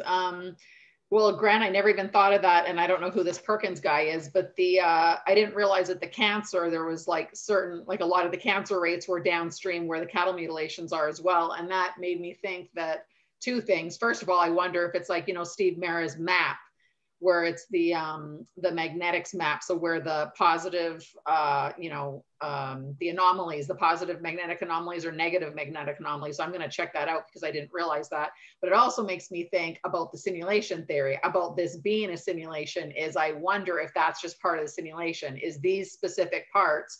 So wherever it is, where the cattle mutilations and the cancer rates were increased, were either in the negative magnetic anomaly parts of the map, or if that's like what Tom Campbell would say for a reason behind it being a simulation, is that that's part of the video game. Like the virtual reality just says, like, if you live in these places, weird stuff is going to happen, whether it's the cattle mutilations or high cancer rates or whatever. Again, and back to the theory of wow, if it's just something that humans are going to take forever, a certain number of time before they finally figure out that there's some places in the world, like geomagnetically or whatever, that are going to have positive attributes to the people, and there's going to be more paranormal activities, or negative attributes where there's going to be more cancer rates or cattle mutilations or whatever. So that's really interesting. And the other thing just that Grant said about, it was making me think, that they're kind of lying, that when the phenomenon, like Bashar, I had this quote in one of my books because it really wrapped everything up for me too, is that Bashar was asked a question. Bashar, the being that's channeled by Daryl Anka, was asked one time, if some of these, like someone was asking about the Melchizedek Society or something like that, and like, are these being this group of people or whatever, or group of beings that are claiming to be from the Melchizedek Society, are they really from there? Like, are these beings really from Ganymede or Venus or whatever? And Bashar actually said, like Grant is saying, Bashar actually said, like, no, they're not. But they're not lying to you by claiming to be from what you think is the Melchizedek Society, but your understanding of what, not just the Melchizedek Society, but everything is so off of everything that these beings have to look inside your head. So when these people are saying to this group of beings, I don't know if they were trying to connect with them or channel beings, these Melchizedek Society or whatever it was, but he's saying they look in your head, try and figure out what the basis of your question is, and then they respond because they're trying to make contact with you, but you are so wrong at the question that they say, yeah, okay, we are, but they're not, and they know they're lying, but they're not lying, like they're negative and they're trying to pull off a lie. They're just like trying to say, like, you don't know what you're talking about, but kind of the vibe behind what you're asking is kind of the vibe that we are. So it kind of joins up. So it's kind of the truth. So let's just say, yes, we are that. But okay. It's kind of like a parents talking to their kids about Santa Claus and the Easter Bunny. Yes, absolutely. Yeah. So it's not more of a concept.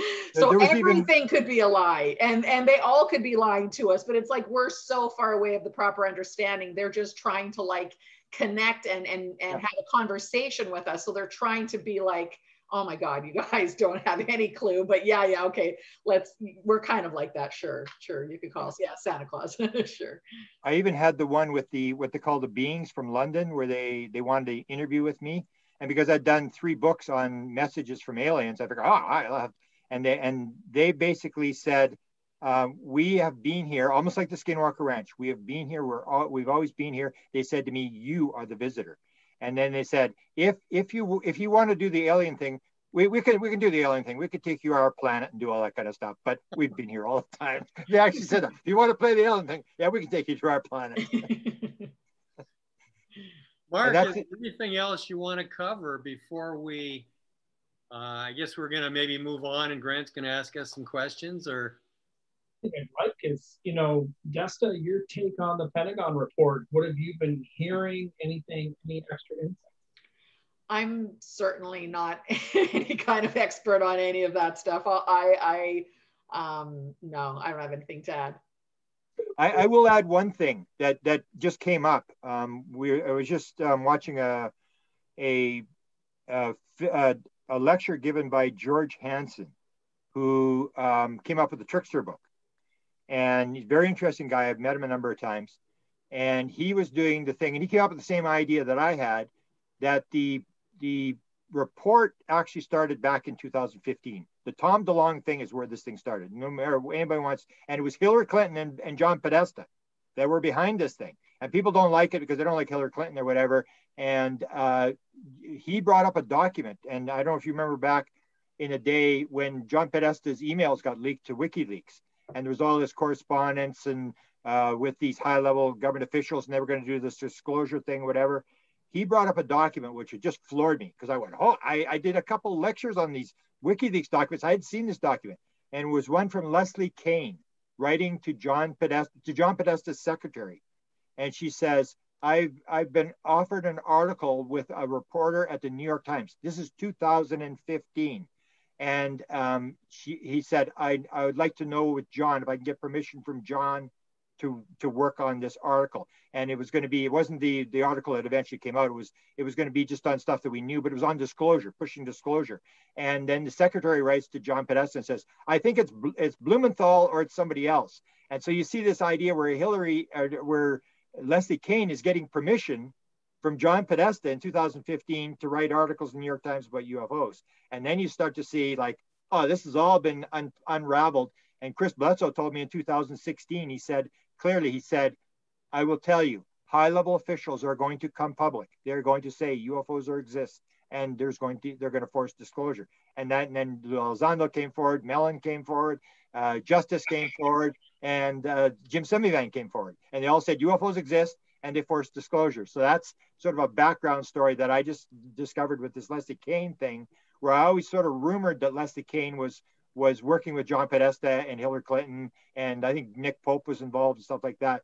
But when I saw this document, I went like, wow, she's actually asking John Podesta for permission to do this. So the report is a little more complex than people think. And that's where people fall into these stories, that it's so easy to lead people down a path where the thing about this is about UFOs, and it's about, attacking the Nimitz and stuff like that. And what about this? What about that? And just don't bother me with that. I mean, I've got my story here, and people are so overwhelmed with information and so easily moved to one story that you're going to get these divisions, and I think everybody's missing the total story of what's actually going on. Okay, great. Did you want to now turn this around? You guys wanted to ask us some questions, Grant? Yeah, well, let's go a little bit with your latest documentary, what you've got, and is this a TV series that you've got? Because Mark was mentioning there you can break this up into many segments, and how has the reaction been in terms of what you've gotten? Sure, Mark, do you want to answer that? Well, I actually already did that. So that's where my internet was on the fritz, and I wasn't part of that, eh? Okay, so from my point of view, I know we've got the one doc that's an hour and a half long, and that's posted on the Sci-Fi channel. Depending on where you live in the world, you can watch that. Now, they've mislabeled a little bit. They're calling it episode 1, but it is the doc. It's the full doc. And what they've also done too is Mark has expanded that material. So it really is the doc, but he's expanded the doc. And there's 4 45-minute segments. There's ones entitled North America, Mark, there's the other 3.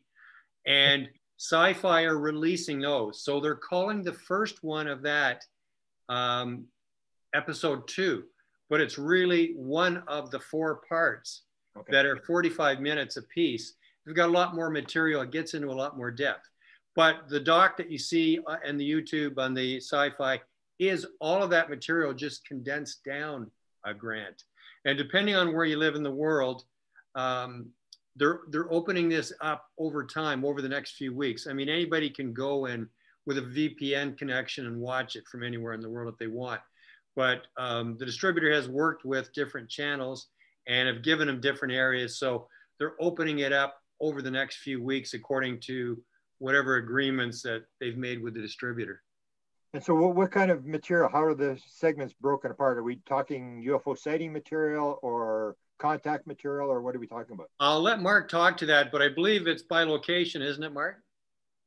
It's definitely by location. It's like every segment kind of shows the progress, you know, along the timeline, as far as every country we'd go to would have its own set of stories, you know, would have its own set of experiences. But at the same time, you don't necessarily have to watch them in order to have a full understanding of the man, you know, on one man's journey and going through the world and meeting different people, learning as he moves along the line. As Rob mentioned, we've been to 14 countries, so there's considerable work that we've done with, I think we're, you know, like 8 to 10 experts: Ricardo Gonzalez, Sixto Paz Wells, Professor Erling Strand. You know, now we're including Grant Cameron in the mix. You know, all the different people that we've had experiences with, whether it be in Canada, whether it be in the US, whether it be throughout Europe, Peru, Australia, South America. So I kind of look at it as an anthology series. It's kind of anthology style. You know, each 2 years representing a volume of material. And 2015 and 16 is volume 1. Again, 2017-18 will be volume 2, and then 19-20 volume, you know, so it goes from there. So it's a mixed bag, though, Grant, of everything, you know, as far as Rob's personal experiences, the group's personal experiences, all kinds of anomalies and eye strangeness pervade throughout all the material, you know, different things that we experience. It's not a UFO hunter show, so there is sighting footage. I mean, there is footage, but again, very interpretive, we always put a question mark on anything that we see. We never call it one thing or put it in a box. So it's equal parts travel, history, and mystery. I mean, that's really what it is. It gives people a chance. From Rob's point of view, it kind of becomes their point of view, and they can take their experiences and take it from there. Yeah, and Mark, you've got more pieces that are coming out. Like, is it true that there's 4 that are appearing on Sci-Fi, and that really is the doc? It's just expanded, but you've got more docs coming out, right? Been since 15 and 16. Again, we've been to Easter Island and Brazil, and you know, we've also gone back to Norway and Joshua Tree. We consider Joshua Tree to be the Woodstock of ufology, because it had so many people from all over the world converge on Joshua Tree. And you know, continuing through, going to Peru with Ricardo Gonzalez. So gosh, I think there's probably at least 8 to 12 more segments. You know, this is the testing ground. You know, do we have an audience? Over 13,000 people have watched that first documentary, and that's quite a sizable amount of people watching a program that's very alternative. Like, it's an alternative thing. It's like I mentioned to you, Grant and Desta, it's not conspiracy driven. It's not dark. You know, it's not fear based. It's an authentic experience, basically. I mean, it's an authentic experience. We take the filter off, and what you see is what we've had, you know, occur in front of us. And I guess the big difference, Grant, is that it's in real time. Like, these are the experiences that we're having now, and having with other experiences like yourselves, for example, when we came out to see you guys in Winnipeg. Yeah. So that material will be in the documentary, because so many people have said, you know, in the film industry about UFOs, it's all historical. Like, a lot of people are just regurgitating the same old, you know, Roswell and Rendlesham and all these famous old things. People are saying, well, what is happening now? Can somebody not tell us what's happening now? So we're out there in the field, in the here and now, and we're with experiencers. We're, you know, we'll interview them, ask them about different things, and then we'll go out in the field with them and try to experience, try to see things, try to film it. So we're trying to then bring that into a documentary, and Mark's doing a pretty good job. So it is what's happening currently out there in ufology and CE-5 and all these different crazy things that are happening. It is what's happening in the here and now. So that's kind of what makes it a little bit different than a lot of the stuff that you'll see in the media. It is brand new stuff. You know, whether it's the Squamish orb, that we saw, the Cusco craft, you know, some of this crazy stuff that we're happening, like the reports with the check and the voucher, you know, the little earthquake that Mark had in his room only in Peru, where the floor, you know, cracked and kind of went up like that, and everybody else was busy sleeping away, you know. And he comes into my room with eyes like that, like, what's going on? I was expecting to go into his room and find the floor gone. You know, be careful when you open the door. But we're trying to document this because people do want to know, like, if people say, well, if we get involved, what are the kinds of things that are gonna happen? What are we gonna see? So in some ways it's an education to bring people up to speed with current events and what's happening in ufology. Wow. And you just came back from where? Well, the last thing we had was, you know, we've been in the pandemic. So Mark, what was the very last thing we did? Big one would have been the time we spent with Desta and Grant. Yeah, it really was. And then, you know, everybody got kind of locked down, but we're heading to Algonquin Park in just a couple of weeks. And we've got 9 people with us for that one. We've got experiencers, we've got abductees, we've got even Chris, you know, my friend who can light bulbs in his hand. He's coming with us. Yeah. Wow. And gonna get him to demonstrate that right in front of my eyes, not just over Skype or Zoom. I want to see it in the real. And as you know, Algonquin Park's got all kinds of stories. There's, you know, even Sixto Paz Wells, his sister there has been in Algonquin Park and had experiences. So, and then considering the anomalies that Mark had on his phone, everything's leading to Algonquin Park right now. So we're kind of waiting if there's anybody in our group that's getting messages, you know, in their dreams, if we're going to get led specifically to a specific event that happens so much of the time with this phenomenon, you know, so we're keeping an open mind to that. It's a 4-night thing. So, you know, Mark will be there with his camera running, just kind of looking over everybody's shoulder. And we hope to get involved in real time, to experience, to have events happen, hopefully make contact, and we'll document what we can. You know, if they let us document it, great. If they don't, well, we still want to experience it. Wow. You mentioned the one, I just actually did another thing. You were good enough to take us out to the Falcon Lake sighting, which people didn't really get regurgitated. That was one of probably the biggest story ever happened in Canada. Mm-hmm. And I think they said, 100 people have been on the site. We were on there. We went in by horseback. Maybe you can mention that, because I've actually tied it into the nukes.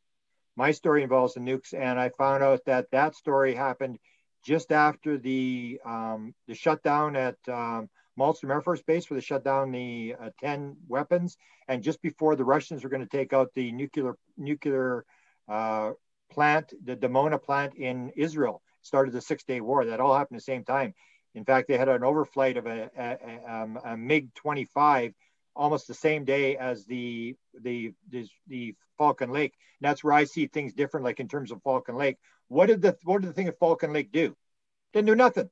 Just landed, opened the door, and he's looking, and then it gets a bizarre burn. Not just a burn, it gets this bizarre burn. Yeah. Where it keeps coming back. So it's this theory of wow thing. They weren't doing anything. They just landed. It was almost like it was planned. Okay, now you come up, look in the window here, and then we're going to close the door, and you're going to get burned, and everybody's going to hear this story. So maybe talk a little bit about that. Is that in one of these segments that you've done now, this Falcon Lake thing? Because you actually got the guy that talked about it. We were on the site. Yeah, Mark, that'll be coming out down the road, I guess. Yeah, it'll be all part of our 2019 and 20. Okay. 19 being South America and 20 being North America, because we made trips to British Columbia, 2 trips, plus our trip to you. But yeah, it's an amazing piece that, again, it's an incredible encounter experience that he had that not a lot of people know about.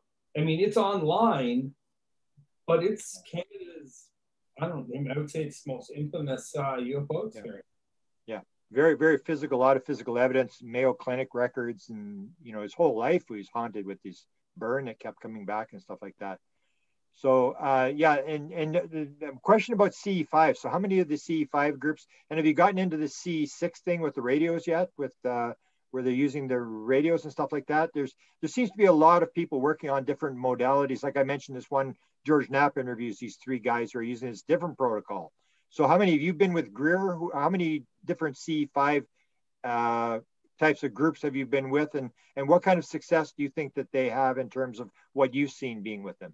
Well, I can say that we've experienced most of these things.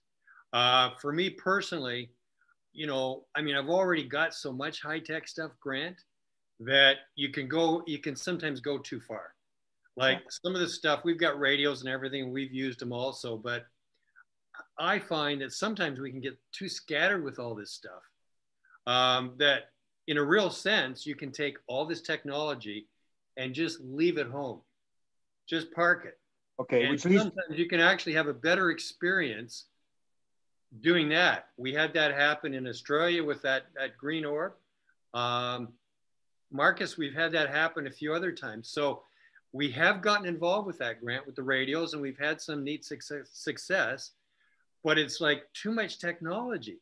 You know, half the time we just take all the stuff and just leave it home. And that leads to the question that people bring up, is the fact that, are they allowing you to film? And the whole idea that the person will say, first time I didn't have my camera and the thing showed up. And it's almost like they come on when you don't have your camera, because it's this plausible deniability thing that I think, where they want you to wonder, but if they wanted to give you the evidence, they would land on the White House lawn. They're doing this sort of half and half thing where they want you to keep wondering. True. It's true that people get better experiences when the camera was shut off in their pocket. Because a lot of people say, well, how come there's no video evidence or not much? Well, it seems like they give you the stuff when they know you can't film it. Yeah, or they stop it, like at Skinwalker Ranch, where they have the one camera facing the other camera on these two poles, and the event happens and they go to the other camera and it's ripped all the wires down. And then one of the skeptics said, well, why didn't they protect the cables? And it's like, are you kidding me? Like, I mean, it's like, talk about Monday morning quarterbacking, you know, why didn't they protect the cable? And that's the kind of thing you see where when they don't want you to film, or they used to do that with the abductees. They'd say, we'll put a camera hide it in the alarm clock beside the bed. And then the person gets up and turns the camera off and the abduction takes place, and they go turn the camera back on and go back to bed. That's the whole thing. Who's running the show here? And it's like, so you've had a lot of technical stuff. And so you admit that sometimes this probably may actually be a disadvantage, having all this stuff up. Absolutely, absolutely. I mean, a lot of people say, oh, I'd give my eye teeth to have all the equipment you have. Well, I'm at the point where half of the time we just leave it at home, because a lot of the time, Grant, that does not give you a better advantage. Yeah. You have more advantage if you can just put all the high-tech equipment away and just connect on these deeper levels. Even as you say, some of these more trance-like levels, you'll have a much better experience. I mean, you know, in terms of them allowing you to get something, with Damien Knott on the mezzanine there outside on the deck at that conference in Australia, he looked through the thermal. I wasn't seeing anything. And I said, why don't you look through and see if you can see something, Damien? Honest to God, he looked through and he sees a classic saucer-shaped object with a dome on it. And he says, I've got one. He described it. I thought he was putting me on. I said, let me see. I looked through and there it is. Okay, now I was recording, yet when we played it back, the video was all snow. Mark's got all this on film. He documented the whole event. And Kelly, who was with us, you know, I have that tube on the WMD so that it's just an open tube, and it aims at a very small point of the sky. And whatever you're pointing that at is what you'll see in all the other cameras, including the telescopic. Kelly, with her visible camera, was aimed right down that tube. And so what we saw in the thermal, if it was visible to the eye, it should have been caught on her camera. She saw nothing. Now we got two witnesses. Damien saw the saucer shape with the dome on the thermal. When he handed it to me, I saw it, but yet the visible camera got nothing. And the recorder, we got the full audio, but the video was snow. So it's like they give you a lot of stuff when they know you can't record it. If you try to record it, maybe they'll give it to you so you can experience, but they're going to delete your recording. They're going to, you know, it's like the old videotapes. If you pass a magnet over it, it just kills the videotape. So it's like they're passing a magnet over my recording. They left the audio, but no video. Let me ask Mark, because Mark, you're the producer. Did you play that up? Because that seems to be the part that we all know is this trickster thing, where it's a big part of the story where these weird things are happening. It's not just you're out there seeing stuff. It's you're interacting, like you're part of this game, and they're playing tricks with the cameras and draining batteries and stuff. Do you play that up when you produce? You know, we never cue the dramatic music, but you literally have an authentic moment where I'll never forget Australia. It's a great example because the look of I don't want to say depression, but the look of like really, like Rob saw it. So when he's in the documentary, and he's telling that story to the camera, you know, he's sitting on a couch and he's saying, but he ends it with, "I know what I saw." Yeah. And that's it. You can't take that away from him. And I had a lot of people, even in the UFO world, say, "Don't put that in the documentary. Like, it looks like, you know, you didn't get anything." Yeah. The same thing. But that's part of the phenomena, Grant. That's a big part, huge part of it. Yeah. It's huge. We learned that in Australia. It's like, that was the first time. I know that was the first time, 2017. That was the very first time that happened, where it was like, oh, they can do that.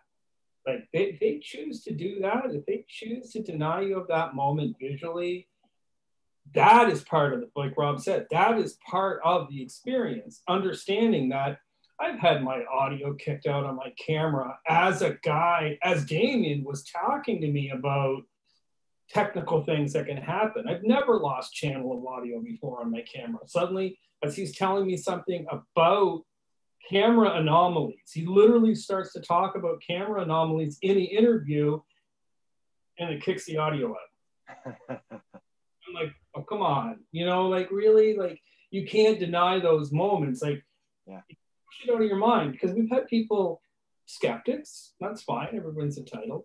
You have the skeptics say, "Oh man, you know, like your audio channel just went out. I mean, that's all." And I'm like, yeah, but if you contextually put it in front of you, you look at the entire context, where you are, what your intention is, what you're looking to do, and then something like that happens, you just know. Well, and Mark, how many times have all of the batteries gone out on everybody's equipment? Like all the iPhones go dead, all the cameras go dead. I mean, just when there's something happening.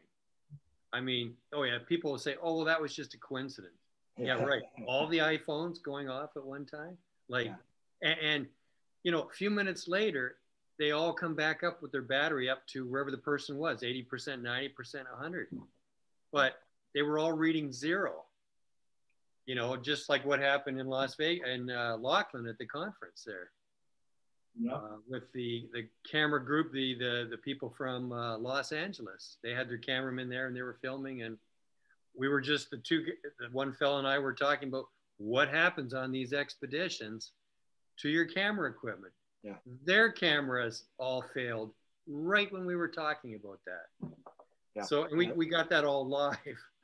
Well, that's the kind of stuff I think is interesting. You'll see Skinwalker Ranch plays that up every week. They're going, "How did that happen? I've never seen that before." There's just like this mystery. And that's the thing that I think a lot of people, maybe in the general public, don't realize is this bizarre aspect. It's not just flying saucers flying around. It's all this weird stuff that goes with it that makes you just scratch your head. And now another question, you've dealt with a lot of people who can bring them in. So you dealt with Sixto Paz, Ricardo Gonzalez. Are these people able to bring this stuff in, like Stephen Greer's, you know, charging money, and so do these people have the ability to bring them in, or It's like the camera. Would you be just better off without them? Well, part of it, I think, is these people themselves are getting the group into a mindset.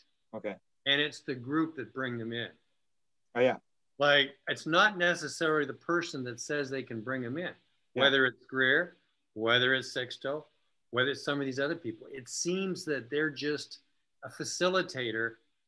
I'm not saying in all cases, Grant, I'm saying what we've seen in a large number of cases. They're just a not just, but they're a facilitator who gets group harmony going and gets people into the same wavelength, into the same mindset, into the same, Greer will throw around terms like cohesiveness, but they get people into the same harmonic, the same mindset, and then the things show up. Now, some of the people who are more ego-based, I won't mention any names, they think it's themselves. Okay. But the more humble people really believe that it is the group, that they're really acting as a messenger, a facilitator, a teacher, somebody that can just bring the group together. And I think we see things happening more when that kind of dynamic happens.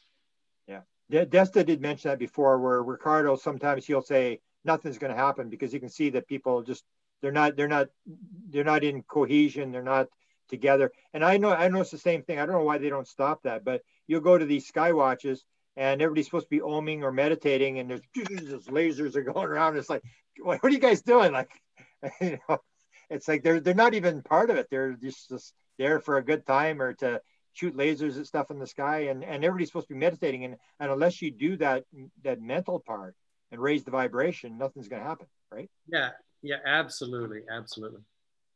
We were at the ECETI Ranch, right, Grant? Oh, wow, that was terrible. James. and that's what everyone was doing. Everyone was just like, power up, and screaming and clapping and like yelling. And that one radio broadcaster guy was talking. He didn't ever shut up. Holy. We had to like leave the group and we went by a bunch of trees or something because it was like people were driving us crazy. But they were, wouldn't stop talking. And it wasn't about a meditation or anything. But well, and for some people, it's a profound experience where sometimes you just want to have some quietness and contemplative thought. And in some of these sessions, it's a whole huge circus. It's just a total cluster, you know what. But I think if you can get the group into a good meditative state, a good contemplative state, good cohesion, good feelings, good thought, then the chances of having some great experiences really increases for sure. Yeah, the mental aspect, I think, is important. That's all I really have for questions, but Desta, have you got any questions you want to ask? I just wanted to hear how you guys break up them. I know you said that there's a North America and a South America, and there's the Peru one. So I've seen a lot of the stuff that you guys did with Costa and with Ricardo and different snips of things you did, but how do you end up, and I'm sorry, I missed a couple minutes of it earlier, but how do you break up everything that's going to be released like publicly to Tubi or to the CE-5 channel? It's really country to country, Desta. Like it is. It's kind of like every country, we have a 50% agenda of who we want to be with, experts, experiencers, and 50% is wide open. Whatever we experience, but it's basically country to country. Good.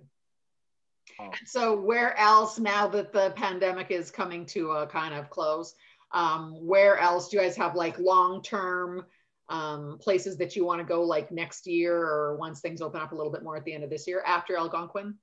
Yeah, there's really a couple aspects to it, Desta. One is, Mark is in touch with a lot of people around the world. And so we do get together with experiencers where they're having, both a location where things are happening and where there's experiences there that are having things happen with them. And we try to assess it. And if we feel the chances are good that we're going to have things happen while we're out there, we'll put an expedition together and organize that for months ahead of time. Okay, that's Algonquin, for example. The second part of this is we want to be able to be ready to go on a moment's notice. In other words, if all of a sudden, whether it's you guys letting us know that there's a flap happening, we call it a flappening. Say that all of a sudden, say all of a sudden in Manitoba, you had a new Charlie Red Star. And Grant calls us up and says, Rob and Mark, you guys have got to come out here. For the last 2 nights now, we've had this phenomenon happening. We can be there the next day. Okay, if we can prove that this is legitimate, because we have had experiences where people thought stuff was happening and it's just planes, and we spent a lot of money and time and went places. Now, we did have experiences happen despite all of that. We had orbs going by in the backyard, like ones that you could actually see with your eyes. But if we have where we're hearing that there's an honest to goodness flap that has just started up, then we can bring all the WMD equipment. We can be there the next day. Mark and I will talk, have a discussion if it's legitimate, if we have, you know, more than one person that's seeing it and experiencing it, because people can make up stuff, as we know as well. But if we feel strongly that it's legit and it's at least 2 people that are collaborating this or backing it up, then Mark will get busy and organize flights, and I can do the rental car. I'll get the equipment together. It's actually ready to go. And we'll be out the door with our suitcase. Heck, we could even leave that very same day. And hopefully we'll be right in the middle of the action. So if you guys ever hear of anything that's starting up, where it looks like there's a trend happening, boom, we can be out there very, very fast. So let me ask you a question. You've spent a lot of money. You've traveled around the world. You've chased this thing. You had a sighting as a young boy, which is pretty dramatic. Okay, the question I asked the second night I saw it, what the hell's going on? Let me ask you a question. What's really going on here? Well, you know, I guess we're just starting into Jacques Vallée's books and really liking the stuff that he's saying. It seems that this phenomenon really is different than, you know, what we know to be true and what we see in a physical sense here. Like for a lot of people, it's all about physical craft. And as soon as you get into anything else about it, the average person is kind of out of here. They don't want to hear any more about it. But the truth is, Grant, I believe personally that it is interdimensional. I believe that it may very well be that it really is part of our world here, but on another plane. In other words, it's been here with us as long as we've been here, maybe long before. And it's just that on our level of experiencing, we can't always connect with it. Like when we look out with our physical eyes outside, we just don't see it. I mean, we look outside with our eyes, we can't see the infrared or the ultraviolet, doesn't mean it's not there, right? So with our limited physical nature, we're not really seeing it. But when we get into some of these other levels, whether it's the blindfold seeing that I'm doing, or, you know, all these modalities that you guys are talking about and Desta, you were involved in, that you have researched and put together, you start being able to connect with this. So yeah, it's lights in the sky that got us involved, but you know, 75, 85, maybe 90% of the phenomenon is really all on these other levels. And, you know, can we even ever fully understand it? You know, it's kind of like the animals in the zoo trying to understand the people running the zoo. You know, the people running the zoo can understand the animals and what's going on, but as far as the animal is concerned, it's got this environment that it feels it's his environment. It doesn't know that it's being watched and it's being controlled by the zookeeper. You know, it's kind of the same way in this. So I don't have any answers. All I really want to do is experience. And all I can really talk about and know for sure is what we've experienced. And that's what Marcus and I are doing. We're truly getting out there and trying to experience all this stuff that people talk about in all these interviews. And we've experienced a lot, but we don't want to just hear the interviews. We want to get out there and experience ourselves. And if we can document it, great. If we can't, but we're still allowed to have the experience, and that's great. That's even better. For us, the most important thing is to experience it. And then we know what we can believe from what we've truly experienced. And will I have any more answers as I get more experience? I don't know. It seems there's more questions get raised Oh, wow. with every single thing you get experience, Grant. You mentioned the thing about the checks, and you've mentioned today the Algonquin thing and the synchronicities and stuff like that. So the question for both of you are you being led? I mean, how did you guys get together? I mean, are you there to be doing a job and you follow the breadcrumbs as they fall to you and watch clues and hints, and are you on a mission? I guess would be the question. That's a really good question. You know, in our little pea brains, we you know, think that we're organizing all this stuff. But when everything happens and the dust settles, it really gives us the impression that we have been led. We might think that we're the ones organizing all this and all these coincidences and serendipitous things are just happening. But when we stand back and see where we're being almost guided through, we get the impression that we are being led. Mark, do you want to? I remember we didn't, each year kind of opens up more, but even when we went to Peru the first time, end of 2016, we spent a lot of time with a gentleman from Mission Rum, Amadeo. And Amadeo said to us in the first hour of the first day, look for the signs. Mm-hmm. We didn't really know what to think of that. You know what I mean? We were really young in it, and we didn't know. We hadn't really explored consciousness much. We met Sixto Paz Wells on that trip. We didn't invest as much into it as we do now. Now we're always on the lookout for the signs. You said something earlier, Grant, that I really liked about the puzzle.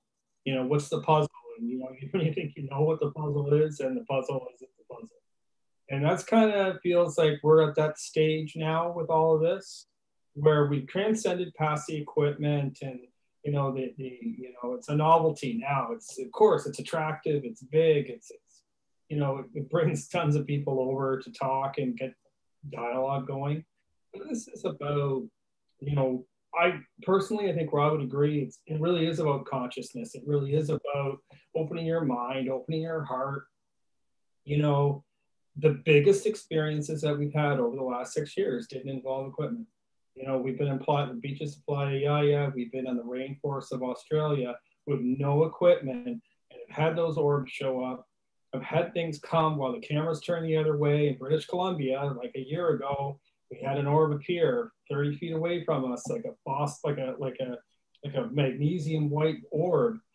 Cameras pointed the other way. That tells me something. I think it tells Rob something. There is no plan. You know, there is no trajectory other than we're following our instincts. We'll continue to follow our instincts. Just let it take over. You know, and so when we ask her, do we have a mission? Absolutely, we have a mission. Mission has never been any different than if they have a message for us, they'll give us that message, and they'll choose the time, they'll choose the date, they'll make that happen.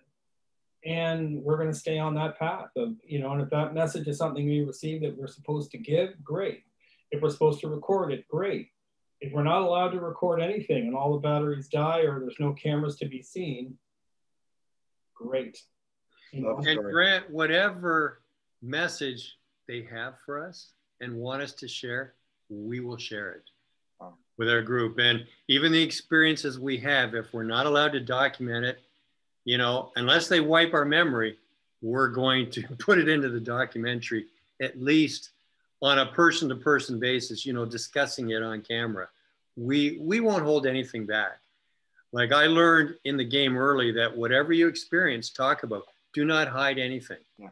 We don't want men in black coming to our door threatening us not to say stuff. If we've already said it and we already get it out there, it takes the wind out of their sails. Sorry, but it's already out there, right? Yeah. So. Yeah, we're doing the book thing and you're doing the documentary thing. It's different medium, and you're reaching people, and you probably feel honored that you got to play the game rather than, you know, being in a top executive position where you're working 18 hours a day and stressed out and stuff like that, where it's to me, it's one of the most fascinating stories. One more question, and then I'm done. You asked me about the UAP task force. I mean, have you followed this? Have you reached out to do interviews with Elizondo or any of the big players? And are you going to try to get involved in this to see if there's any answers going down that road? Yes. Now, as you know, we didn't do interviews like that in the past. This has really come about in the last year because of the pandemic. But we've gotten into a really neat thing now of doing interviews. So we will be continuing to do interviews, but we will be out into the field more as the pandemic winds down. We have, for example, I've reached out to Lou. He has agreed to do an interview with us. It's just scheduling it because, you know, everybody wants Lou on their channel. And I swear that he's talking with somebody every waking hour of the day. So I'm sure that we will reach a date and a time where we will get to talk to Lou about all this stuff. And, you know, we will be talking to others. Our real passion is getting out there with some of these high level people into the field. I mean, even Jacques Vallée has agreed to our invitation to come out with us in the field. He would be honored and would love to come out with us. And we'd be honored to come out with him in the field. So some of these higher level people, you know, just like yourselves, we want to be out in the field with them.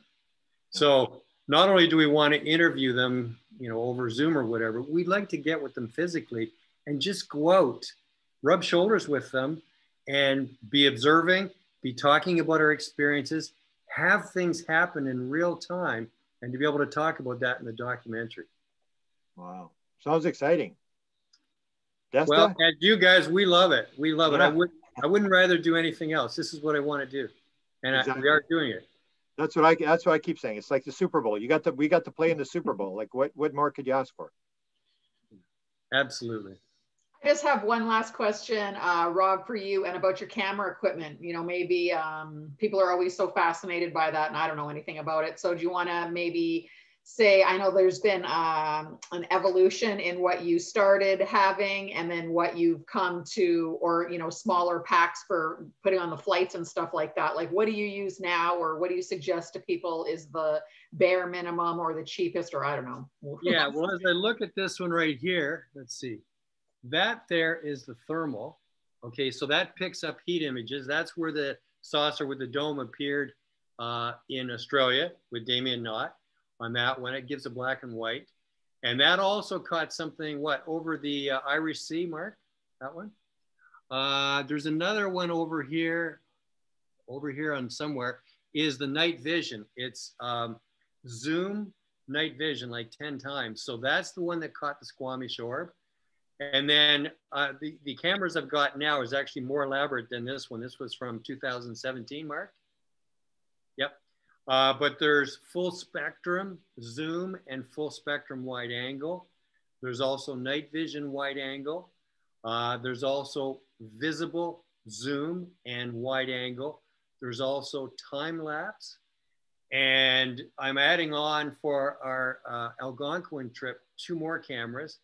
They're just going to be iPhones because, you know, that crazy Cusco craft we got, you know, the bluish purple one, that was simply taken with my iPhone, just taking snaps in the night, just at random. We didn't see anything, but it either appeared so fast or because it was ultraviolet, our eyes didn't see it. So I'm going to have 2 iPhones, you know, since I caught it with an iPhone, I'm going to put an iPhone on the rack and I'm going to have it shoot a picture every second for the whole night, and it'll stay open for a quarter of a second, just like that did when I happened to get the Cusco craft. It was just you know, when you snap a picture at night with an iPhone, it'll hold the shutter open for a quarter second. So since it was successful, I'm going to let it keep doing that all night long, every second. And then when you stop, it renders it into a video. So we just scroll through the video for the 5 or the 8 hours, whatever it is. So that one will be on the WMD rack, like this rack right here. And then, you know, as you know, we had the other still cameras, and that is infrared and visible that are just doing time-lapse photography. I will also put a second iPhone there, and that just sits in one spot, wide angle, getting, you know, a large part of the sky. I'll also put an iPhone there doing 1/4 second shots every second for the whole night. So that's kind of everything in a nutshell in the cameras, but I will emphasize too that we generally go 50% of the time. So half of the nights on an expedition, we leave the cameras at home, because that's when I get really excited. I know it sounds counterintuitive, but so much of the time when I actually let go of all this high-tech stuff, and I love the high-tech stuff, but I've learned to just walk away from it. Like, you know, as a police officer says, step away from the vehicle, sir. So I just leave everything, and that's when the crazy stuff happens. So as much as I love all this high-tech stuff and I can't keep my brain away from it, you know, thinking about what I can add next, like now I'm going to add those 2 iPhones, and I'm all excited about that. But the truth is, it's probably the nights where we leave the stuff at home that the real stuff will happen. So literally we're covered both ways. You know, we got the high-tech equipment, if that's what it's going to take. We also just have ourselves and our intuition and connecting on these deeper levels, if that's what it takes. So we believe that with those 2 things, we're covered. I don't know what else to do to make contact, Esther. One of the things that is occurring to me now that everybody's probably saying, yeah, but have you seen an alien? So either of you seen an alien, had an alien around you, or tell that story, because I'm sure everybody's wondering. Well, you got photos, but did you actually see an alien? Yeah, well, I think we've mentioned the story before about the guy in Australia. Did he tell you that story? Yeah, so we were at the, not far from Uluru, like Ayers Rock in the middle of Australia. Okay. You know, it's that orange monolith rock in the middle. And Mark and Liz had been out filming during the day getting B-roll. They were tired that night and said, well, we're just gonna pack it in early. So Lauren, Kurth, and myself, since we'd slept in that morning while Mark and Liz were out getting B-roll, we're raring to go and to stay up all night. So I got all that, you know, all this equipment together and more, and we drove, about 30 minutes away from the resort. I mean, it's the only resort there is for 800 miles probably. It's in the middle. And we, you know, go down this road and it's straight for probably 100 miles or more. And it's the desert, it's the outback. So it's all flat and you can drive off the road anywhere and go for miles. Like, I mean, it's all hard pack, gravelly type material, but you will see bushes and little trees here and there. So we drove off the road looking for a hiding spot. Since we're in the middle of nowhere, we didn't want to be anywhere that could raise attention if there was somebody out there that's, you know, wants to do something, wants to do harm to us, because we're kind of like sitting ducks. So we went off the road in this one spot where we saw a few trees and bushes where we felt we could go behind them and just hide. And it was about 300 feet off the road. And Lauren and I figured, okay, in this spot with the car and with the equipment, you cannot see us from the highway. We feel safe. So we had the stuff all set up, and, you know, we were just getting a lot of mundane objects and things that, you know, we've seen a lot of times before, that a lot of it can be explained. You know, it's these rotating satellite, these rockets, rotating rocket bodies that come on and go off. And, you know, sometimes little flashes where it's turning and you just catches the sun real quickly, things like that. Got a lot of that stuff. But about 1 o'clock in the morning, as I was kind of, you know, went out from our spot, I could see a car on the highway and the guy was slowing down. And I thought, or whoever it was, and I thought, oh my God, I hope he's not going to come into where we are. Okay. And lo and behold, this car comes all the way in, all the way down this little spot we had found, right to where we were, within 20 or 30 feet of us. Now, Lauren's getting nervous. I'm a little bit nervous. And the first thing she thought was, put the expensive equipment away. So I quickly dismantled a little bit and put some of the more expensive cameras in the trunk and locked it. And this guy was in his car. He had the dome light on, then it would go out, then it would go on. And I'm super curious. Like, I wasn't afraid. It was just curiosity. I thought, this person, we're in the middle of Australia, hundreds and hundreds and hundreds of miles from anything. And this car, I think it was only one of 3 cars we'd seen on the highway all night. And the car comes right to where we were. I just thought it was strange. I thought, I can't believe this is a coincidence. This is too coincidental for me to be a coincidence. And Lauren was questioning about me wanting to go talk to him. And I said, well, she says, well, what happens if he wants to do harm? He has a knife or something. And I said, well, I've got my high-powered laser. He's going to get it in the eyes if he, you know, comes at me. And she says, well, what if he's got a gun? And I says, well, I'll invite him to take all our equipment, you know, if he's got a gun. So I said, I'm going to go over and talk to him. She said, don't you dare. I said, I'm going. And she says, okay, I'll go with you then. And he got out of the car.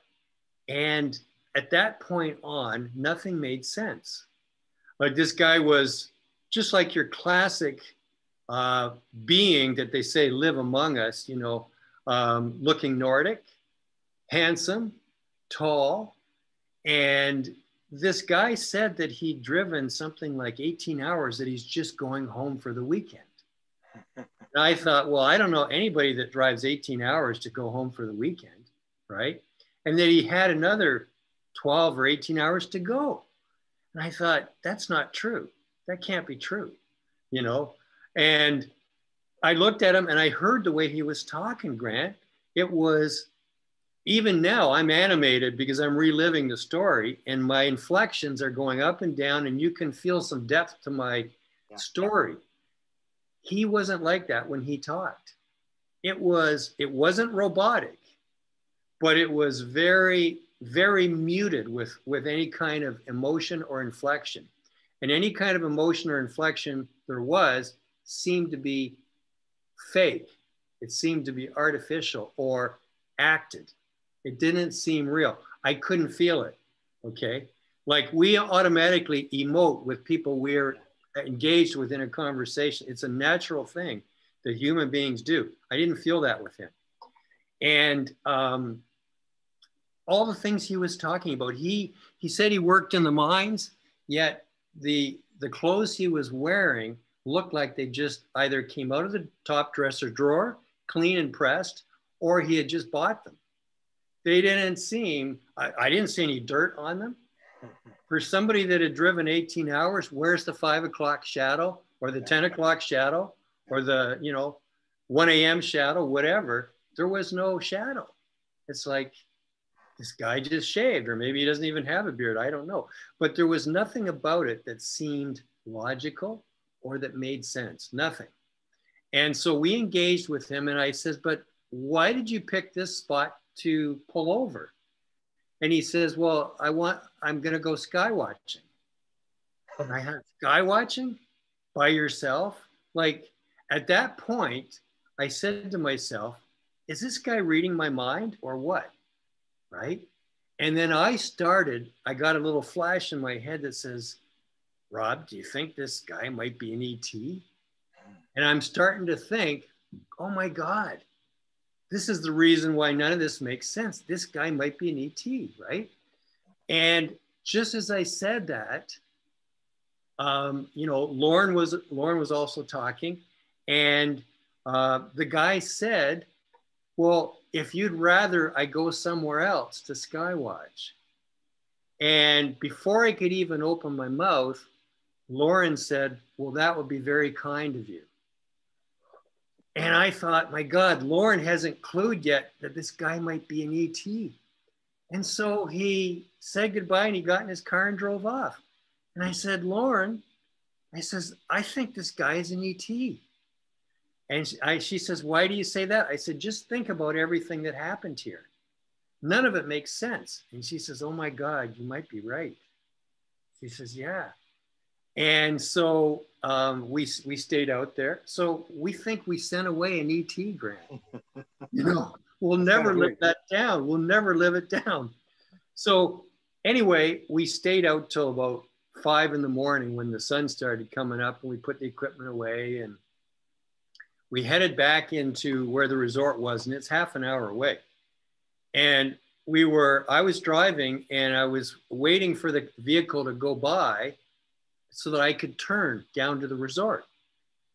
And as the vehicle went by, and I wasn't looking at the vehicle itself, I was noticing a vehicle, and then I thought, okay, now I'll turn. And I just started to turn, and Lauren says, Rob, did you see who was driving that vehicle? I said, no. She said, that was our guy from last night. Wow. Now, this was the first car we met since we saw him at 1 a.m. earlier on. Like this was something like 6 o'clock in the morning. So 5 hours later, and it's the only other car we saw. And now he's going the other way, almost back to where we were. So the second she said that that was our guy, instead of turning down the road, I just kept the wheel turned and just turned all the way around. But Grant, the bizarre thing was, and that only took maybe what? Not even a second and a half, 2 seconds, no vehicle. Wow. There was no vehicle. And I'm saying, Lauren, where did the guy go? Like, but there's nowhere else to go. There was only the road down to the resort and the road all the way through the outback to where we were. So I just put my foot to the floor, and I mean, there's nobody around, and you know, nobody to give you a ticket, I guess. I won't say how fast I was going, but we did get back to the site in 15 minutes instead of 30. So, and the whole way along all the way to where we got back, like where we were the night before, never saw another vehicle. We never saw him. We went back and we walked around and we looked behind little bushes everywhere. Nothing. Wow. Nothing, nothing, nothing. Now, a year ago, I was talking to this fella from Serbia, and it was about the blindfold stuff. Okay. Okay. Now, he had no idea that I was involved in documentaries and traveling the world. He contacted me because he saw the blindfold stuff, the channel on blindfold seeing. Okay, so no idea about my background or nothing. And we were talking about that. It was over Skype and we were talking back and forth. All of a sudden he stopped and he said, Rob, I'm getting a psychic flash. I said, what do you mean? He said, well, he says, I'm a little bit psychic and I'm getting a very strong flash. I said, what do you mean? He says, I'm seeing like a vision. He says, you and another woman were in Australia, and I see a third person, a man, and he's an ET. And I didn't really, you know, we were there to talk about blindfold seeing, and I didn't want to go on.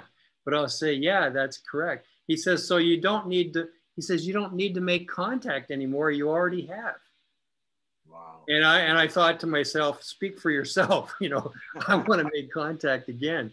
So, you know, that was the third thing, Grant. So there was the actual event itself and all the bizarre things that happened, you know, and unfortunately we sent him away. We think that, you know, Lauren was nervous because she's got this guest, me from Canada, and all this equipment. She was nervous for me. And so she was putting out, we think she was putting out vibes that the guy wasn't kind of welcome. And we think he picked up on that. And then he was a polite ET and he just left. Okay. But there was three things. There was the event itself. There was the fact that he, you know, at 6 o'clock in the morning, we passed him, like his car passed as we were turning down the road to the resort. So that was the second thing. But then there was no car. It disappeared, which can be a whole nother thing. And then the third thing, speaking with this fella who became our friend from Serbia, who out of nowhere said that this guy was an ET. I mean, he didn't know anything about anything as far as what I'm involved in. Now, you know, can you believe that? Well, the skeptics would say, well, maybe he researched you and maybe he saw one of your videos and he wants to impress you or something. You know, I guess that's always possible. It's not probable, but it's always possible. But even if you discount that, we still have our powerful experience, and we still have the fact that, you know, this car that I was waiting for him to pass, it disappeared within seconds. Now, these roads in the desert, Grant, you can see the end of the road when you look, that's probably 15 or 20 miles away. Like the road, it's so flat that you can see forever. Yeah. You know, and there's no turnoffs. Like, where did it go? Wow. So that, I hope that answers your question. And so after the fact, we think he was an ET. I would rate it at like, you know, 99%. Wow. Can I say for sure? No. Do I think? Yes. Do I feel? Yes. Do I know? Well, 99%. Wow, fascinating, fascinating story. Wow, I never heard you tell that story before. That's good. I thought we told you that story before, but I guess not. Desta knows it. Desta listens. You heard it, Desta, before? I heard it. Maybe Grant wasn't there, but when you guys were here, I did hear it. Yeah. Men don't listen. So, a lot of people have said we should go back to Australia, that we should go back to that spot and potentially on an anniversary date, like, exactly 3 years later or 4 years later, and just see. Or just send out a signal, and if you run into them a fourth time, well, then for sure that. Yeah, and I will say, when we were leaving Australia, not Australia, but when we were leaving that area, there was a very small airport, and the car rental office was right in the airport. It's kind of all one big room where they did everything, right? It's just a very little small village, town sort of thing. And the Australian lady was very friendly when I returned the car. And she said, well, did you folks have a good time? And we were just carrying on a conversation. And she says, well, what were you here for? Holiday? And I said, do you really want to know? So I told her. And she says, oh, well, just a minute. I got to get my manager. She had an experience. Wow. So her manager was on some retreat with, Mark, remember that story? With something like 10 other ladies. They were camping at the base of Uluru. Okay. Okay. And the park closes at 9. So the gates down the road, far away there, the gates, they close them at 9 o'clock at night. So you got to be back in the park and in the campground before 9 or you're going to get locked out. Can't come back in. So she said they were just, enjoying the evening. Maybe they had a campfire or something. And they saw lights on that road. And they said to each other, like, whoever it is, they're out of luck. They're already locked out. And so they saw these lights getting closer and they thought, well, when they get to the gate, they're going to be disappointed. They can't come in. And they're watching these two lights, Grant. And as they're watching these lights, they go up. Wow. And they're watching them and they go right over to Uluru through the monolith, right into the mountain as if it's not even there. Wow. And then go up, and then more joined them, and they were doing this whole dance, like almost like a choreographed dance in the sky. Wow. And then they would go back into the rock and come out the front and doing all this stuff. And all the women saw this. She said, Rob, it wasn't just me. It was our whole group saw this whole performance, this whole show. Wow. So she was quite interested in, sharing her stories. And so it turns out that this area is a very, very popular site for seeing things. And I guess, even potentially for ET beings. Wow. Fascinating. Wow. So, but we want more. This is the problem. Yeah, well, that's the thing. Yeah, it's just the next adventure and the next adventure. Where are you going? Are you in the park? And have you got any big expeditions around the world that you want to? Well, I don't know. There was talk of an expedition up to the Northwest Territories. Not sure if that's on. You've talked about Hawaii. We've talked about Chris Bledsoe. You guys, we'd love to join you guys on some of these things. Mark, we've talked about, there's those lights in Scotland, the Aberfoyle lights. This one fella keeps sending us video and he's filming that stuff. We probably want to get back to Heselin at some point and see Erling Strand. Gosh, what are some of the other places on our list, Mark? Set up before COVID. We had Argentina set up. We had Ecuador, Bolivia, more Mission Rama, getting together with people with, again, connection to consciousness and going to different areas. Yeah, South America. South America, and in fact, Jacques Vallée wants to go to Peru. We want to go to Peru again. So that may very well be the one where he joins us. Mhm. Gosh, you know, there's places over near Indonesia. There's different places in Europe. People have invited us. So I guess we're trying to prioritize all these places. And we, you know, when the pandemic wasn't on, we'd be somewhere every 6 weeks, Grant. Wow. And so, you know, we kind of want to get back to that again. And we want to do those two things. We will want to get with the people where we've actually organized an expedition. Yeah. And then we want to do the thing where we just, when there's something happening, ongoing, in the here and the now live, we want to get there that night or the next day. So really it's those two kinds of events we're doing. And those are totally in the fly. They're just organized over a few hours and we go. Versus the other ones where we set up months in advance and we have, you know, our interviewees, our experiencer people all involved. We always still keep at least 50% of it open though. We've learned our lesson that you can only organize about 50% and then you let the universe or the ETs or whoever to guide you in the other 50%. We find that's where the stuff really happens. Because you've kind of allowed the time and space for it. So, and what's the name of the documentary for people who would want to try to track this down on? It's Making Contact, Be Inspired. I'll put a link in the description, of course. Yeah, and it's on the Sci-Fi channel, Mark. Sorry, can't hear you. Sci-Fi Central. Sci-Fi Central, yeah. And will it be on other channels as time goes on? Definitely, and I can send links to Desta about that as it becomes more available. I think they were putting it on Tubi and some other spots. Mm-hmm. So Grant, as you know, once you sign up with a distributor, it's kind of up to the distributor to work all the deals around the world.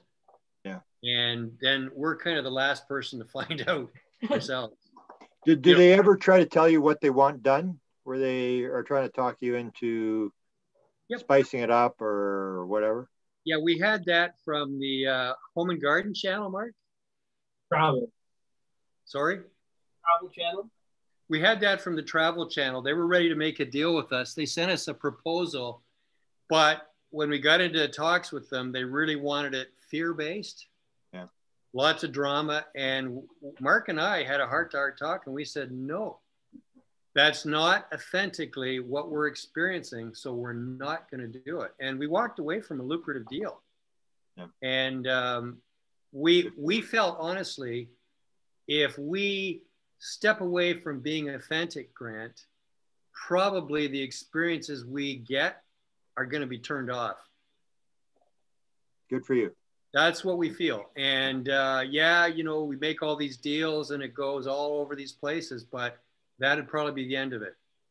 You know, we'll put together expeditions and then nothing's going to happen. So we won't do that. We want to feel that the message we're getting across is what, you know, whoever they is would want us to get out there. Nothing less and nothing more. Beautiful. Okay. Guess we'll leave it at that. And the next time Desta gets a book ready, we'll have another chat with you and we'll go from there, or we'll talk to you on one of your adventures as you tour around the world. It was fascinating to be with you. We appreciate your involving us, especially to get to go when that guy said there's only been 100 people on the site of the Falcon Lake thing. Then I thought, wow, that's something. I've still got my little rocks, which I'm going to try to sell for big money. Yeah, I've got mine too. I have to say, we had a great time with you guys. Yeah. And we wouldn't hesitate for a second to have you guys out on another expedition when it works out for all of us, for sure. I'd love to. Okay. Nice Thanks to a lot, see you Rob and guys. Mark. Guys. See you guys. All right. Take care. Talk soon. Talk to you later. Bye.